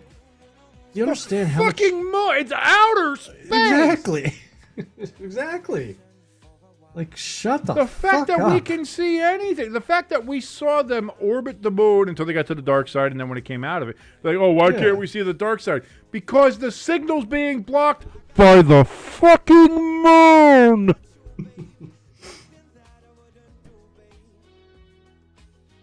Alice says, looks like a sperm. How would you know?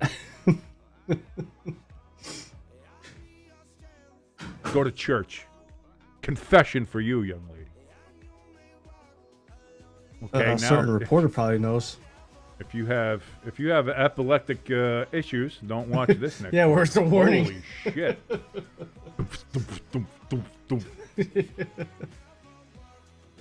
The hell, like it I'm waiting for like the aliens from the Avengers start coming through the hole there.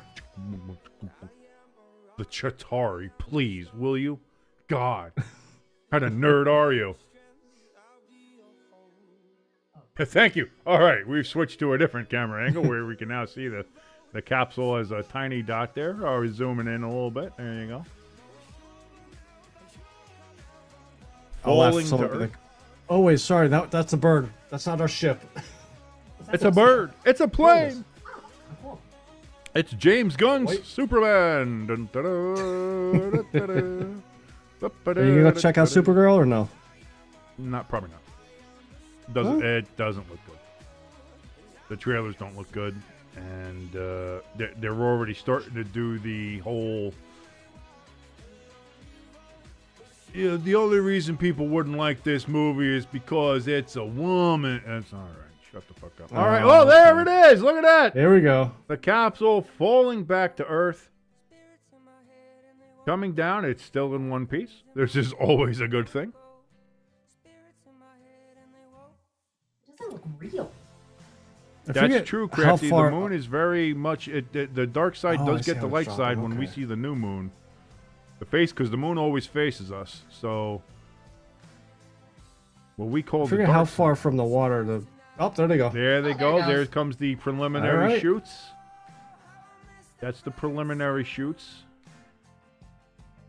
Got about 3 minutes. That's going to slow it down slightly. That's really freaking booking. Holy shit. Yeah, that's called gravity. And momentum. Please, slow down. Right? I'm getting, like, nervous here. My anxiety's going through the roof. And we should see the main shoots pop off here in a moment. Water now?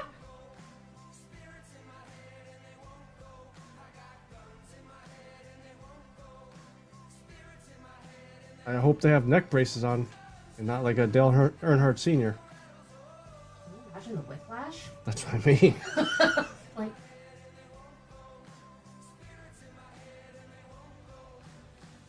They're still up there, though. You can see the clouds. They're still above clouds. Yeah.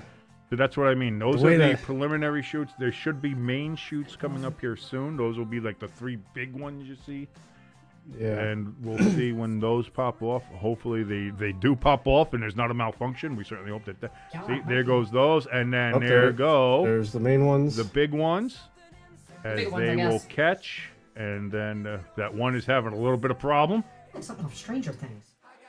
Yeah. Oh, no, there it goes. There it goes. All right. And they didn't get my check. I was really hoping they would have Watch Stay Tuned Sports on there. That'd have been cool. And now you see massively slowed down, and they will gingerly splash down into the Crafty's like, they're gonna slow down at some point, right? Thank you. That's how I felt.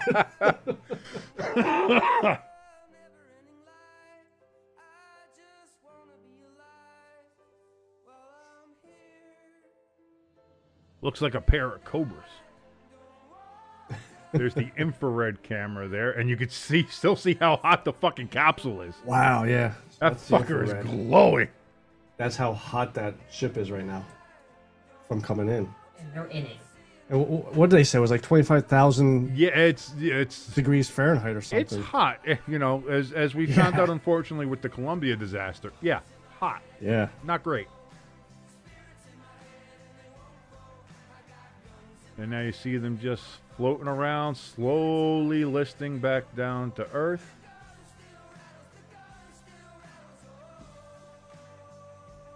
And we'll see. They said splashdown's gonna be soon here, about a minute or so. Yeah. Should roughly have about a minute. Which For is them to hit the crazy water. that Well, they I can think they calculate already- it to that fucking accuracy. Well, even going out there, they had to hit the moon as it's crossing their path. Right at the right spot to do the circle around and then come back in Yeah. that kind of figure eight pattern. Yeah. Yeah, if they miss, they're burying themselves in a fucking moon. Ah, shit. How fucked up are they? Looks like they're like that. Alicia just said, how fucked up would it be if a plane just went through it? And they have the infrared on right now. And something, Something went right past it. Here was the clouds. Oh, God. You see the Looks like thrusters they working have- on that. Yeah, I was gonna say the thrusters.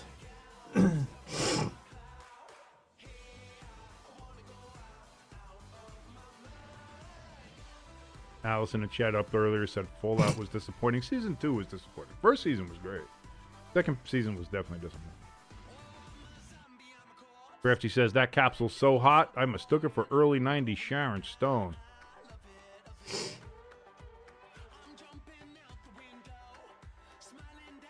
Oh, no, there was like an actress in the B movies, but she was super hot. What the fuck? And Splashdown! Oh, there we There go. we go. Back on good old planet Earth Take a shot to that. Yeah. Blueberry? Of course you will. are the astronauts from the Artemis 2 mission and the Orion capsule. As now the Navy will go and pick them up. And they'll just be bobbing around there in the ocean like they'll just be bobbing around there like a little couple of Rabels and Rossinis, just bobbing around in the water. To a safe splashdown. To a safe splashdown. To a safe splashdown and return to Earth for all the Artemis astronauts. Alice says, do we know exactly where this landed? In the ocean. From what I understand, You're a dick. from what I understand is that it landed in the ocean. Pacific Ocean. Specifically, I don't know which ocean it was. No. No, Pacific Ocean. Specifically, yeah, I don't know. Was it the Atlantic, the Arctic, the Indian? I don't know. But Crafty, that brings up a great point, though. As somebody said, how great would it have been if just everybody, like, on the return, on the capture vessel and everything like that, when they went to go pick them up, everybody just wore fucking 8 masks. Came Came out like fucking Planet of the Apes. Come on! That Yeah. would have been great. That's a way to do that. They're due for a movie. It's been a few years now. Alice giving me the evil eye there. Love you, Alice. I love you. All right, so there we I'm go. very surprised though that where's the helicopters? Like, Well, no, you got to get the by this Navy point ship you would out know there. where they're at. Helicopter is they got you'll have the helicopter out there seeing where they are. There we go. That's the return and capture vessel going out there.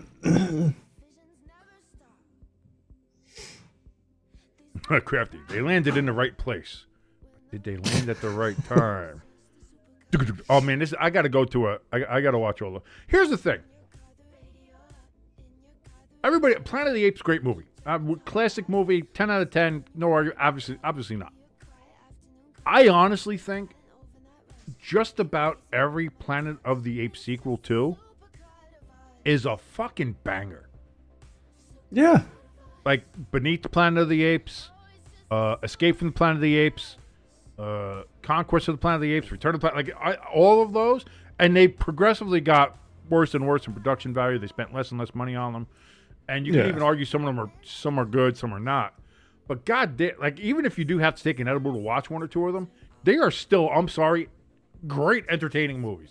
But I enjoy every single one of them. Now, the Tim Burton Planet of the Apes, not so much. Not so much. There was Tim Burton Planet of the Apes? Yeah, in the early 2000s. With, like, Tim Roth and Mark Wahlberg, and, yeah. You don't remember that? I remember watching the Wahlberg one. That's the one. I know there was more than that. That's the one. Oh, really? That's the Tim Burton one, yeah. Oh. Tim Burton when you say Tim Burton to me, I'm thinking, like, really, really dark and, like... Edward Scissorhands. And it was a weird movie. It was a bad movie. Yeah. Crafty says, I think there was a TV show in the 70s. I do believe so, and an animated TV series as well, which got fucking dark. I just recently watched somebody did a retrospective on the Planet of the Apes animated TV show, and they were like, it was like. It didn't get great ratings. I think it lasted for like one season or something like that. But it got fucking dark for a kids show. Yeah, like it was like I was like, holy shit! There's like they didn't give a shit in the 70s. Hey kids, here's nuclear death and murder. Enjoy your fucking cereal.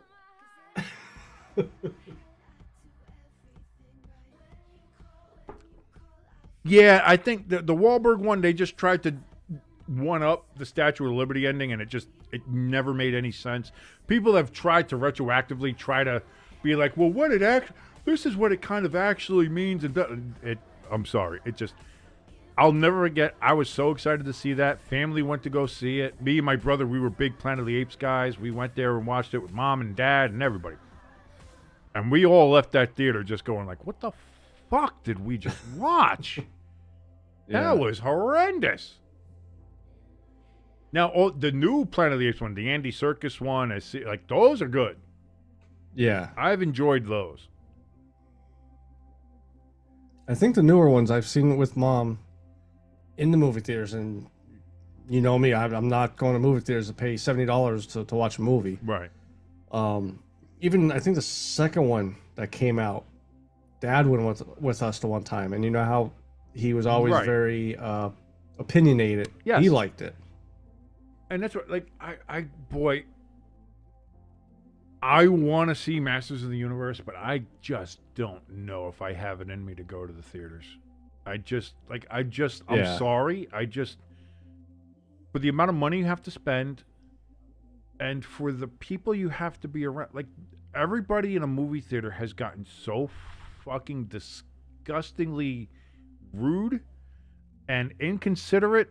And it's just either on their phones having fucking conversations in the middle of the fucking thing. It's just so bad. Like there is no enjoyment going to a movie theater to watch a movie anymore. There's none. I have zero enjoyment going to a movie theater. And maybe it's just based on location. Maybe that'll change if I go to a different location or not. I don't know. But there is no enjoyment going to a movie theater, especially when you have to spend $25 fucking just to get into the fucking place, let alone concessions if you want any good fucking popcorn and a soda. Like, it's so not worth the effort. It's kind of the same thing of just like, I will wait 3 months for it to come out on streaming, and I'll turn my lights down, and I'll watch it in the comfort of my home. And I will enjoy it there. And I will enjoy it fucking thoroughly. It will be a pleasure. It will be a joy. Instead of having to, I can spend $3 on a box of fucking 6 packages of fucking microwavable popcorn. Maybe a little bit more. They have the AMC microwavable popcorn that comes with little packets of the yellow gold oil butter shit. That all fake butter shit that you can put on it. Tastes just like the movie theater. That's what we had when we watched Peaky Blinders. Yeah. Me and Pepper Jack, we did that, and it was what an experience. We did pretzel bite. We bought super pretzels and did pretzel bites with cheese. We had AMC popcorn. It was the experience. And guess what? We spent less than one movie ticket for the experience. And it was far more enjoyable than going to the fucking movie theater. No, I agree with you. By the way, July 3rd now is apparently the new date for Taylor Swift and Travis Kelce's wedding. In New York, not in Rhode Island. It'll be in New York. So there's still time for Travis to rethink things. Why the fuck would he do that?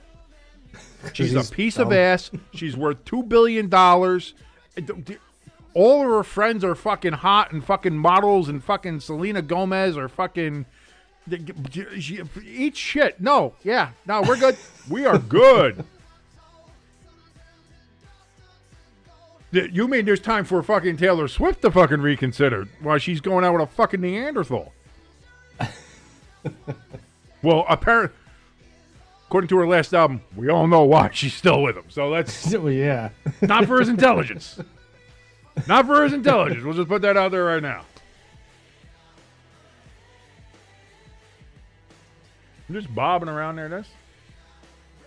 That's kind of got to be relaxing, you know? Yeah, but like, what's the conversation like? You just sitting there and, how was your day? Oh, You know what the conversation is there? We were at the fucking moon. We were at the moon. No, it's probably more of a. You think it was a fair or no?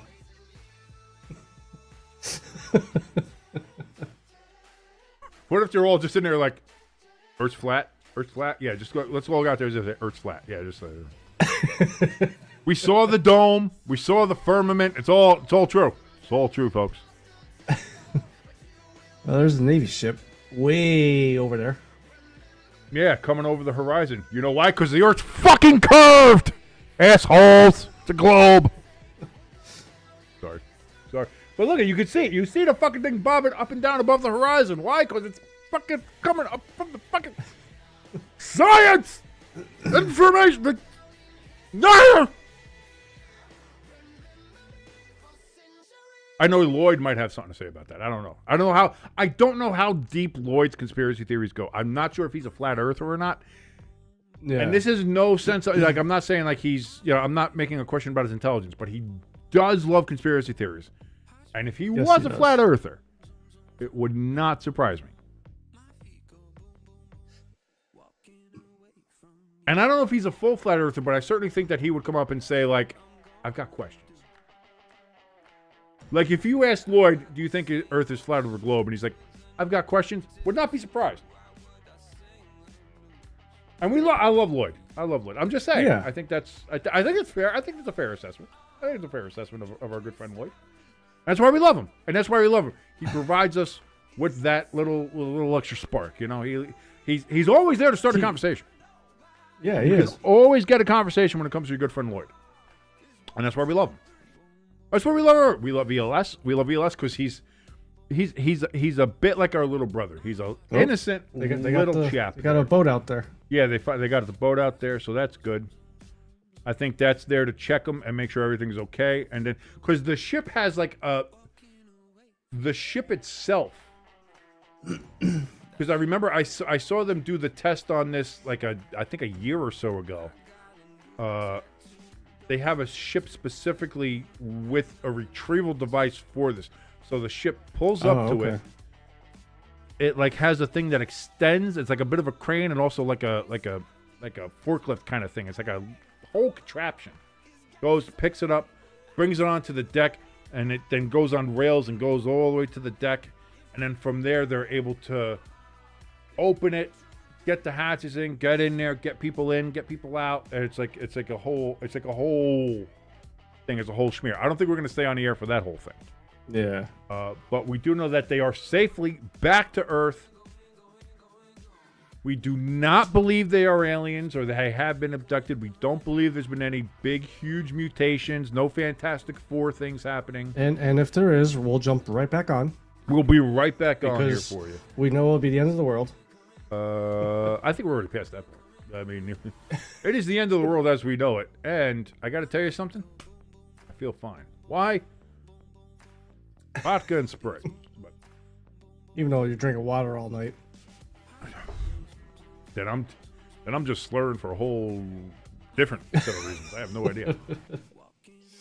But thank you so much, ladies and gentlemen, for joining us here on Stay Tuned Sports on the Open Bar. I certainly hope you've had a great couple of drinks on this Friday, watching us talk about Diana Rossini, Mike Vrabel. I was going to say something else, and then I forgot. Oh, yeah, the Eagles trading for the receiver from Green Bay. What the hell is his goddamn name? Dontavian Wicks. That's fucking names, man. Just Donnie Wicks. Donnie Wicks. Dante Wilder. So we've had some of that stuff. Talked a little hockey. Obviously, a big chunk of this last hour was seeing Artemis come back to Earth, which is fantastic. Great to see them back, safe and sound. And now we just got to land some people on the moon. We got to mine the shit out of it, get all those resources, and then off to Mars. And then we'll drill the shit out of Mars. We'll get all that Martian oil, dude. It's gonna be glorious. It's gonna be glorious. Just conquering the universe. It's the start of Warhammer 40K. This is the start of the timeline, ladies and gentlemen. Right now, the Emperor of Mankind is somewhere here, and he's going to lead us to the stars to take on the Orcs and the Tau and all the other various Eldar races. Yes, I'm that much of a nerd. I'm talking about Warhammer. I don't give a shit. Once we get up to the moon and up to Mars to drill, I mean, I know 2 experts that we could hire to do the drilling. At first, I was like, what the fuck is he talking? We didn't. Oh, all right. I know what he's talking about.